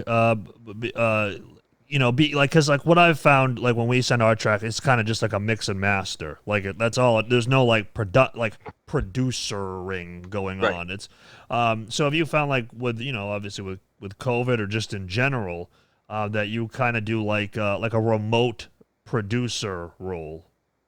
Yeah, I have. There is a project, for example, being done by the guy currently singing for the current iteration of the band Saliva. Remember them? Oh my God, really? Yeah. So they still Oh my tour. God. Actually, they They've did play here like last year, like some like like the most random spot. But yeah, go ahead. they're in Florida. They've done a few records since the original OG singer left. You know, and this guy Bobby is the current singer. Um, so I mean, they just do their thing, you know, with that Saliva does. But he's got a side project he's working on that's kind of like a really sick active rock, you know, Mm, radio project. And I like, I guess, like I said, I like rock too and pop and stuff. So right. I like all of it. And especially when I get to mix it, you know, like not mix studio, but like when I get to mix the genres together. I mean, you know, that's what's really fun. But I'm working on something with him because he's in Florida, and Yeah. he hit me up because he actually found of all the projects I do, he found me through first a song that I didn't mix, and then secondly is of my own band from like 3 years ago, or Oh, no, really? long, or something like that. Yeah, 3 years ago I think, and it was a different iteration of my band at the time. Like the lineup of the release of that song, even in the video, there's only two members in that video that's in the band now, me and one other guy. So it's like I'm like, wait, you heard found me from that song? How'd you even find me? Yeah. You know, like I'm doing label bands, and, well, but he's not in the scene. He's rock scene. You know what I mean? Right, So like right. that makes sense for him to not be aware, but so that was cool. But like I'm doing it, and he may possibly be looking at a record deal or something. It's up in the air, but um I work with him, and then I help with production a little bit. You know, like he, you know, like tips and stuff. You know, he asks me my feedback on the songs um over the phone. uh I don't only I think one or two other bands I've done like production coaching, but like producing through the internet, I haven't really done. I would say my Mm. producing I pretty much still do in here, So you and kind of do like, I'll mix through the internet. That I get that a lot still. You know what I yeah, so mean? you kind of do some consulting, so to speak. Yeah, I consult with the producing. They're like, so we want you to mix, but like we don't know how to get the tracks out. And I'm like, usually I'm like, Oh All no. right, because I already talked my ass off. So like, I hope you're ready for like 50 bullet points. You know what I mean? Like, or you can go on YouTube and find a quicker version. You know what I mean? And you know that tells you how to export or prepare a Oh session out of Pro man. Tools. And I use Pro Tools, so unfortunately, a lot of people in the metal scene they use Cubase and Reaper and stuff. So it's like it's difficult to We get. use Studio Uh, One, believe it or not. what's that? We use Studio One like to Oh track. yeah, Studio One. I forgot about that one too. Yeah, it's Yeah. Studio One. Um, I mean they all do the same thing. I've You always know, wondered what the difference is. One just looks pretty. Like Cubase looks pretty. That's like the only thing that I know, and it's way more expensive. they I mean they all do the same thing. They just the buttons are in different locations. You know what I mean? Right. That's basically, and they look different. That's it. But Yeah. I'm. if you really want to get down to it, I can tell you Pro Tools was designed to replace tape in the studio. It's cheap, right? Pro Tools. That's it. Yeah. Pro Tool? No, Pro Tools is not No. cheap. What's? Oh, Reaper's the cheap one. Reaper Reaper. is like $60 or free for evaluation. Yeah. Pro Tools is like $30 a month now, or like 60 a month for like HD. You know what I mean? So Oh wow. uh, Okay. so now it's subscription based, or unless you like you can buy a perpetual license and just have it Yeah. standalone. But anyway, Pro Tools was designed to replace tape in the studio physically. Like it's just meant Interesting. to be a place to record your audio, but you know through the board, the actual board. But then it's designed to play the audio back out into the board, so you can mix it like you would on a 24 track tape. Hmm. Which is why you get 24 tracks with HD hardware. Now you go up to 32 actually. But HD hardware is just quarter-inch ins and outs, TRS ins and outs. You have to have a console or pre's in a rack mount to do the whole thing, But now they have third-party interfaces you can use now for Pro Tools. It's consumer level now, but at first it was only major studios and designed for commercial studio integration. Cubase is designed for in-the-box music production. You know what I mean? Like it's meant for creating music in the program. Pro Tools is meant for recording in a studio. So there's like parallels, but not quite the same. Kind of like Kemper's and Axe Effects. Axe Effects is designed to be a amp like sim in a box. You know what I mean? Well, Kemper is a profiler. And then Bro, these guys try to start cloning. you're And so like there's you're way different too smart purposes. for me, man. You're way too smart for me. I I, am so ignorant to all this stuff. I don't know I'm anything. I'm sorry, dude. No, it's fine. No, because that right there. So there's gonna be somebody listening that's gonna like be in heaven. Like my guitar player would listen to that and he'd be like, "Oh my god, wow!" Because he loves that stuff. I So usually get one guy per band that's that guy. So what are you doing on the screen there? Like, what are you doing? no, I'm just sitting here working. I'm all like, hey, you ever heard of Bubbles? yeah. Because you're in mine. Bro, I remember because like I said, this is my first band, so like I remember when we first started, my guitar player was talking about DI. I was like, what the fuck is a DI? I had no idea. What So, did he tell you? well, he eventually he told me it's a direct in, and I'm like, okay, well, what does that mean though? Because we play live, we just play all DI, so Yeah. we don't have amps or anything. Yeah, there's a few synonymous meanings to that word, but that is definitely one of them for sure. it- Another one is the DI of like the bass or guitar going clean into something like a computer, or a DI box. It's like a little, the DI yeah, boxes, right? yeah, Yeah, yep. those they're designed to take line level signals and convert them to microphone level signals. That's it. Gotcha. Okay, yeah, because I know that he uses a Line 6 Helix.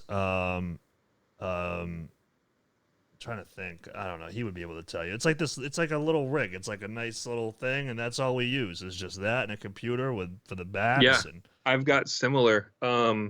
Like actually, it just popped up in my memory today. I was like, I I took a picture here. I got it right here. I'll just show you on the thing. But yeah, we used to have like one big rack, and then we got tired of carrying it everywhere, so we made yeah, there it is. To me, it beats an amp. Like I'm not gonna carry around a freaking amp. Oh yeah, okay, yeah. I mean, that looks. That's our in-ear rack. So we have a vocal microphone and processor, our X32 mixer in the middle, which mixes our in-ears, and that's all of our in-ear wireless units above it. Yeah. Um, so we have in-ear systems, all wireless, everything. Damn. We don't even use like guitar pedals anymore. It's all automated through MIDI commands and stuff. You know what I mean? Yeah, So like, everybody has in-ears except for me. I bought my in-ears, but I've never used them, so that's great, But well, I've also gotten pretty good at making them sound good here, because that's also a task too. You know, you can't just turn stuff up and there it is. It's like you gotta yeah, make it sound good, and you also have to recreate ambience. That's the biggest problem with in-ears, because everything's all direct and dry because it's straight from microphones. So like, if yeah, you don't know to add like some room reverb unknown to the musicians, it'll sound dry and you can't hear anything. You hear it, but you can't make it out. But with a little room reverb in the headphones for everything, like drums, a little guitar, vocals especially, you get a sense of space and you can hear a sustain of the instruments like you hear in a room. You know what I mean? right. Like, because dead, like this isn't dead. You know what I mean? Like, not by any means. Dead is scary. People can't handle dead. You ever heard of those anechoic chambers, whatever? Those like anechoic, echoic, and I forgot what the Oh, name is. There's this the hyperbaric or hyperbolic chambers. yeah, hyperbaric. I think that's it. Yeah. So Yeah, they're rooms designed with diffusers and absorption panels, but they're really deep. They're like 6 foot long absorption panels. So they just look like these giant spikes coming out of the wall like this down to here, and you think you're in like one of those Indiana Jones traps that's yeah, gonna, that's gonna. like, and it's on the ceiling and the floor. There's a wire mesh floor to walk on that's not solid, so the floor is also Interesting. an absorption panel. So you walk in there, and it's removed all echo completely, and it's scary when you realize how much echo is in a room. Mm. Because, for example, like they had a microphone in the room, and the guy was standing on the other side in the other corner, and he was talking and spinning. And when he's talking towards the microphone, you can hear him beautifully. And he turned around, completely gone, Wow. like almost muted. And the craziest part about it is people go in there to just experience it. You can go like sit in the chair by yourself if you can find one of these places. Usually it's like college campuses or something. Right. But you sit in their chair. No human being can sit in one of those places for more than 40 minutes, because Wow. the silence is so silent. Silent. Yeah, you just go crazy. You start hearing all of the inner organics of your body. Oh my God. You start hearing your blood pumping, your heart pumping, your blood flowing, and other organics happening, and it literally freaks you out because your brain can't handle what it's perceiving sensory wise. So after 40 minutes, that's like the longest anyone can sit one of those. I am nerding the fuck out right now. No, that could be quite the sample, like on a song. You just bring in a condenser mic, like on your your pelvis or your liver, and you just hear. Yeah. Or you could just get a bowl of spaghetti and just. Yeah, this was tracked in a hyperbolic chamber, whatever it is. Oh man, I'm so nerding off right now. No, Dude. it's all good. No, because yeah, man, I'm always interested to talk to producers like you, because like we had you may not know this guy. He's a guy from Italy, but Federico Ascari. He did Within Destruction's newest record. Okay. He's done bands like Drown in Sulfur, Defamed, Sharks in Your Mouth, I believe. Sharks in your. Yeah, yeah, that's a band name, believe it or not. But no, so he does he does really good like sound design stuff. So we have him doing some sound design on our next song. So I'm always interested to talk to people like, hey, maybe, if you're not too busy, maybe I'll send the track over. You'd be like, hey, man, I just want you to just tell me just cold, does it sound all right? Like, I'm interested. Hey, I like doing that. I always, if it's someone I don't know already, I'll give them a disclaimer. I'm like, do you really want me to, like, do you really want me to look at it, or do you want me to like just tell you it's dope now? No, bro, listen, because I'll be honest. I'm gonna be like that musician guy or what. I don't consider myself a musician. I'm a yeller, but I listen to this song and I'm like, because if you liked the other stuff, which I want you, because now that we've got to know each other a little bit more, did you honestly like it, or are you just saying that? Yeah, Okay. Well, then if you liked that, this song, I'm not lying. Like, Okay, it's the best if you thing we've want done. like a little more lengthier thing, I would say the song's dope. I just think the production process, I feel like, sounds a little unfinished. That's it. Interesting. Like, What do you uh, go to ahead. be honest, it's been a second since I heard the track, so No, it's all I don't good. know it that well. Okay. But I could tell you probably later if I listen to it again. But like I would say it sounded like, because I've done that. I've had like production that was very unfinished and Mm-hmm. paid $15,000 for David Bendeth to mix it. Oh no. Ah, 15 grand? Oh man. yeah. Oh man. See, the good thing about him being in Australia is we get that currency conversion that is just so fucking sick. Oh man. I'll tell you what, the mix came back and at first I didn't like that mix, but when it came back and it grew on me, I ended up loving it. In fact, it's on Spotify, my old band. Interesting. Uh and it's called Fall Rise. Terrible name. Fall Um rise. I like. Okay. but we were like this, I don't even know what to call it, like cuz we were there was like a weird mixture of like old and new because we loved bands like Seven Dust and stuff. And Oh, cool. then Yeah, yeah, yeah. but then like this was like when Restoring Force came out with Of Mice and Men, so Hmm. like we were in that realm a bit, little Alter Bridge, little um we liked some Periphery stuff, but you can't hear any of that in there. Like it was very crude, very raw, Yeah, you know, just mixed cool, you know what I mean? yeah. Not a mix I think is would like be what you'd want to hear today, but for what it was, it's its own thing. But it was definitely an experience, and like it, even though we still paid the full thing, like my track count was like less than 60 tracks a song. You know what I mean? Like they were nothing. Yeah.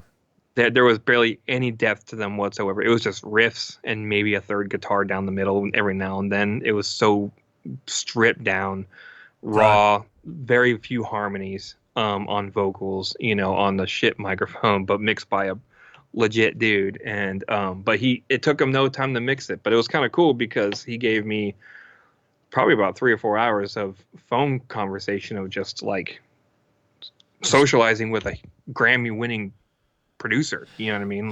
right. So Like basically what it sounds like you're talking about me. I'm all like, I got to talk to David Bendeth and learn about producing. Like so okay, so when you say it's the something like what you mean is like when we track it essentially, or are you yeah, talking when you build the song, when build the you're song? I tracking, gotcha, editing, creating the actual session and building before you like call it, okay, cool, so let's send it off. Like gotcha. yeah, production is the creation of it, of some kind, whether it's performance or synthesized or whatever have you. Yeah, no, that's interesting. Yeah, because I mean we've definitely gotten the comments before where some people have been like something's missing. Like they like I've heard I, that. I, if I were to use a general statement, I could say that, like, I'd have to Interesting. hear the song again to No, give you but I'm sure yeah, if I heard it with that ear now, I could probably find exactly what it might be, in my opinion, what might be missing. yeah. No, I would. I'd Uh, love to. I'd love to get your opinions on that, man. I just I hearing just learned to do metalcore a lot quicker than I expected. yeah. I mean, and you can even argue Darko has metalcore traits in it for sure. Oh Uh, yeah, yeah. But yeah. Oh my God, that record. I'm stoked to hear it, man. You know I'm gonna be doing an album reaction. I mean, you just know it. I mean, there's just no doubt. I, oh, it hurts my soul because there's an entire world that loves Darko, and I'm like one of like the four dudes that has this whole record. And it's like there's no label, so I'm not gonna get in trouble for talking about it. I can just say here and say like next level from Death Mask for sure. Uh, Interesting. the like I'm trying not to hype it up because I don't want anyone to be disappointed. Like I really don't think that's possible with this record. There are the tracks. I personally wanted to make sure the tracks were diverse. I didn't want to hear the same Darko track each song. Interesting. There was Okay. there was maybe one or two tracks where I was like, I'm starting to hear like similar grooves and moves in this song from previous songs, and like it was like the least. He's like, that song's like whatever right now, and I'm like, well, can I fuck with it? And he was like, go for it, and now it's like one of the fucking heaviest songs on the record, you know what I mean? It's got the gnarliest breakdown in the middle. It's such a flex with synth. And I'm not talking about abandon all ships. I'm talking about brutality, you know what I mean? Like, Ah. I'm talking about breakdowns with nasty dissonance synths, you know what I mean? That's for sure. I mean, it's expected. That's already in the music. You know what I mean? Right. I mean, you kind of, I can yeah. definitely talk about what we know to expect, and I can tell you it's satisfying. I Nice. want to make sure that pacing and the grooves and the transitions, and then there's, so the vocals are nuts, and they're dirty too in a good way. Like, um, there was one track where he had like he had a chain on, and like there's a moment in a song You where can hear it. he does like I think he does like a breath before like a really big a big hit, and then between the breath and the band hit and a scream, you hear the little king, you know what I mean, like, and I tried to cut it out, but it was obvious I was cutting something out, so Just it's keep like it in, yeah. it's in there. But then when Tom was just here recently because they were shooting actually a couple of videos, Mm, yes, they shot some videos, FYI. cool. That's gonna be cool. Um, I don't think they're performing in it though. That's all right. That's all right. They like no. I'm stoked because it's like they love this abstract shit. You know what I mean? They Yeah. love the hate. Like they don't do it to piss people off, but Mm. when people don't like something or they're like, this is stupid. This is just 0000 or whatever the fuck, all the comments are, and they're like, so like this is my song. Like this is fucking fun. This is what I wanted to do. It's like I'm happy with my song. So Well, I don't care. Like listen, when I heard it, when I heard Frankie say, "Listen, music isn't a math problem. It's just enjoy it." I was like, yeah, "Damn, that's very enjoy it profound." or don't. And that doesn't mean you have to, necessarily let people know you don't Yeah, necessarily, like yeah, right. that's the weird thing, It's like, I mean, I know I'm doing this, like trying to get into this reaction thing myself. And I told myself, like, I'm not going to go in here to like shit on anyone's stuff, Right. No, like right. I don't want to spread negativity. I'll be honest, but like, I want to find productive ways to critique to as a producer. I'm like, Exactly. maybe I can spin off like here's what I might do, like so like don't it's not the end of the world, it's like you got this far, maybe you just needed a little more, or Right. hearing some stuff there. But I mean this record, the back on this thing, like uh I don't know, dude. I feel like this is gonna be something a little groundbreaking. I think I'm not gonna lie. Oh, geez. Okay. And I want to say innovation, You but got me hyped, man. but iteration. Does that make sense? Yeah. Yeah. No, that does. Dude, Yeah, so you it's got me not hyped. there's nothing new. It's just It's we're just trying to do stuff you haven't heard in combination it's of just the yet. amalgamation is different from what we have been privy That was to date. Yeah. that was a very well worded statement. Well, lyricist, But and then I will say I'll say two things and then I'll stop. Okay. One is, and I can't say much about it other than the fact that there's one track on here that didn't exist when he came in the studio, and that is, what happened is I sat up. We were baked. By the way, I've never smoked so much weed in my life during a record. Holy shit! Um, I probably smoked an ounce myself in 2 weeks. Like it was nuts. So we I'm baked. I stand up to go use the restroom, and he's sitting. Josh is sitting behind me on the couch here, and this shelf back here, he had his desk set up. He had like his computer, so he had his rig right there, ready to go. You know what I Right. mean? So that was great. So I stand up, and he's just like with the bong, and I'm like, okay, I need you to write something slow, but like stupid heavy, the heaviest thing you've ever fucking written.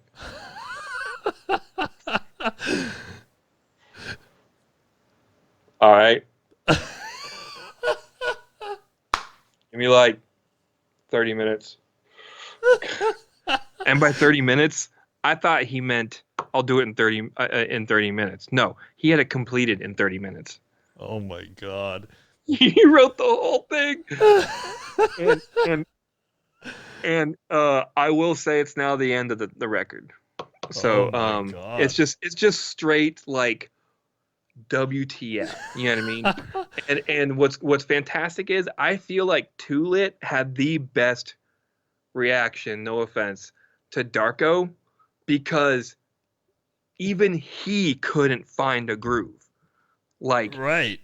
he couldn't find it. He was bewildered. He was like, I don't even know what's going on, man. Like Well, and like yeah. he I was all like, I think I broke him. You know what I mean? The cool thing with a guy like Kim is, like me, or me, or like some of these other channels, like we know who Tom Barber is. We're like, okay, that's Jaw. But Toolit doesn't know. I mean, you could say you could put Tom Barber in a lineup, and he wouldn't be able to pick him out probably. You know what I mean? So. Like me, I'm like, oh my God, Tom Barber. Like I know this guy. It's Tom Barber. But yeah. I'm feeling It's freaking cool, by the way. I hope people understand that Tom's a great dude. Well, they'll know when I interview him. They'll know. The people will know yeah, when I get it. I love Tom. I was naturally intimidated only by the mysticism because I've never met him yet, and I've seen him on my screen. You know what I mean? Like, right. But the moment he walks in, it's like, "What's up, bro?" And so he got that first interaction, and we're just trying to do stuff. But then he comes back, and now it's like seeing my cousin. Now it's cool, It's like, yeah, well, it's all like, "What's up, dude?" And like he's like, "Come in here," and he's like, "Yeah," So that's tight. I like building that kind of relationships. I don't mind if like these two bands and maybe one other band was like it for me. You know what I mean? And I just fucking worked with these guys. Like that alone would be that's dope cool for me. You know what I mean? But I have high ambitions. Yeah. So, I know that when I was doing some research before, I was supposed to interview. I like to do my research, and it was really one thing that was really interesting is that he did an interview, Tom, and he kept referring to there was a woman interviewing him, and he kept referring to her as Miss, and I was like, what a gentleman, He's very chivalrous. Yes, I could tell. I was like, wow. I mean, it just took me off guard. Not saying that like, oh, he's just this metal dude. He should be like a dick or anything. But I was just like, you don't see anybody call a woman Miss anymore. But, he's definitely spontaneous though. So like, you'll think he's just one of the normal dudes, and all of a sudden he's just doing something. You're like, okay, you're like, okay, so he's got a little bit of a wild side to him. You know what I mean? And then like, but we smoke so much koosh, you know what I mean? Like you just wrote a freaking destruction of a record. Yeah. He actually, I just want to say this real quick because I think people would actually find this if they gave it a real shot. Find this a really cool thing. Yeah, go ahead. He learned from his girl, and he showed me this thing called Plantasia. It's on Spotify. Plantasia is a record from the 70s made by this dude who's just like a keyboard guy and who's like fucked up on acid and shrooms or whatever, and going at it with the keys, and it's all simplified synthesizer, beautiful, epic music. It's very, very simple, like almost like 8-bit, you know what I mean? And it's supposedly the notes, I mean, like, not supposedly, the frequencies of the notes, as you know, like, or hopefully know, all life down to the molecular level moves at frequencies, vibration. You know what I mean? We vibrate. So yes, at some level, whether how mystical you want to believe or not, vibrations have an effect on us. You know what I mean? As well as other life, like plant life, hence Plantasia. The songs are for plants. You know what I mean? Interesting. But they're just beautiful tracks. Now we don't listen to the whole record, but the first two tracks on that record are, the first one's this weird, like super soft synth, like grand thing, like some like cheesy Lord of the Rings thing or something. The second track sounds like something out of Final Fantasy, but is the most awesome palate cleanser when you're a fucking metalhead. You know what I mean? And you gotta sit here and do Darko for 10 hours straight on blast. I have lost hearing, I think, because of Darko.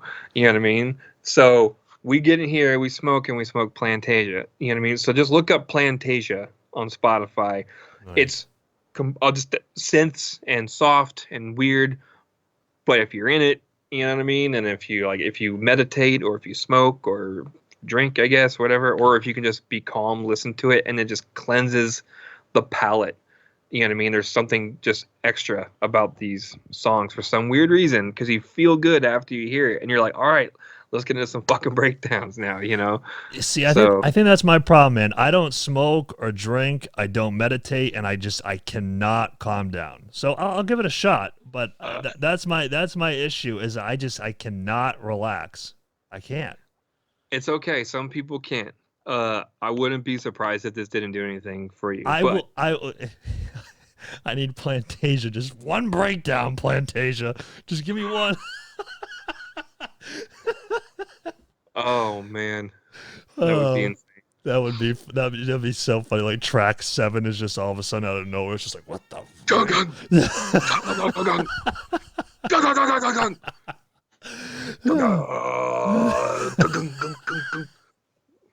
You just gave away the riff to one of the Darko songs. But my cat's going off right now. That's not fast enough. Yeah, right. But all right, man. Listen, man, this was awesome. This was the first interview that I went into. I had no notes or I was just like, I'm just gonna let this be, just boom. Let's just do it. Let's just see where it goes. And we went over 2 hours. We should totally get on this more often whenever you want. Dude, hell yeah. I had a really good time talking to you. I'm here 80% of the time. Well, yeah. That's the vibe I've gotten from producers, is that they might as well just live there. So yeah, and now especially because I'm using my late hours to start getting into the video stuff myself. Yeah. So hence why I got the gear. Well, bro, keep doing it, man. The reaction thing, you know, it's fun. You know, it's like you said, as long as you're not being a prick, you know, then it's cool. But actually, somebody in the Twitch is saying they had a question for you. So yeah, go ahead, Arsenal. Do it real. Yeah, if you can type it out real quick, we'll ask him. Oh, he says, why is he the greatest person ever? Interesting. I know who that is. Oh, okay. All right. Well, that's good. Arsenal RW.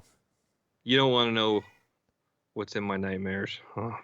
That's Arsenal RW. That's the name that Tom was going to use for Darko, but didn't use it. That's the mysterious name. Actually, he's in one of the 2 bands I'm recording right now. Oh, is he? Cool. Nice. Well, listen, man. Yeah, if you got any bands that you think are really cool that you really want us to check out, send them over, man. Like I said, if you wouldn't mind, I'd love to send you over something. We're gonna be finishing up vocals, so I know that's not a song until there's vocals. Oh yeah. Plus, I got my own band. I'm interested to see what you think. It's not metal, but we do use metal. Cool. If that makes sense. And so that would be cool. This guy says any song similar to Insects by Darko on this upcoming record. Absolutely. I was gonna say. I mean, come on. In fact, one of them, the nickname was Insects 2.0. I love it. We had it. The names. We had the nicknames. I love the nicknames. I still know that some of these songs by the nicknames. So it was I'm sorry. I know we're wrapping up, but I just had to tell you. We had the fast one. Pretenders, by the way, was the fast one. Aren't they all fast though?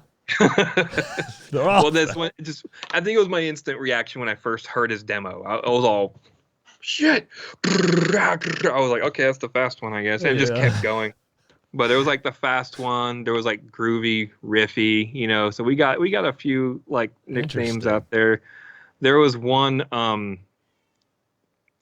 It's a bit of a rated R term, but go ahead. You don't care? Okay. At this point, dude, listen, I feel this is what happens when we do podcasts like this, and it's like, dude, just let it all out, you know, just let it, whatever you want to say, go for it. One of the song's second nicknames was Shrek Rape. Unbelievable. Okay, maybe this is a family show. No. Okay, see, that's what I'm saying. And we're back. Okay. Okay. No, that's fine. No, don't worry about it. But no, man, I'm damn. I'm pumped for it. See, I gotta say, I will say, I know that you did Kingdom of Giants. I will say, I think Darko probably suits my interest probably a little bit more. But I thought I was pretty fair with the Kingdom of Giants record. No, you're absolutely fair with the Kingdom of Giants record, and for someone who likes what you seem to listen to, that's a great way to to look at the whole record. You know what I mean? Like, it wasn't designed to be heavy. It was designed to be a vibe. You know what I mean? It was I like it. Sorry,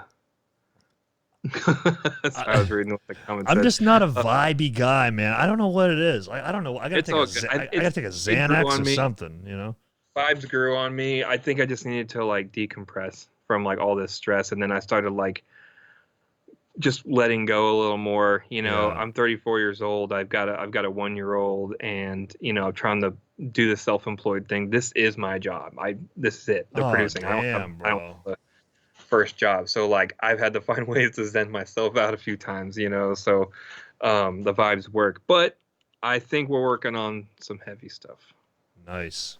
Well, that's a great way to end it right there, man. Like I said, I'll send you over the track. You send me over stuff. Looking forward to the new Darko record, man. And by the way, guys, if you guys haven't listened to it yet, or if you have, the new Kingdom of Giants record, Passenger, produced and mixed and mastered by yours truly.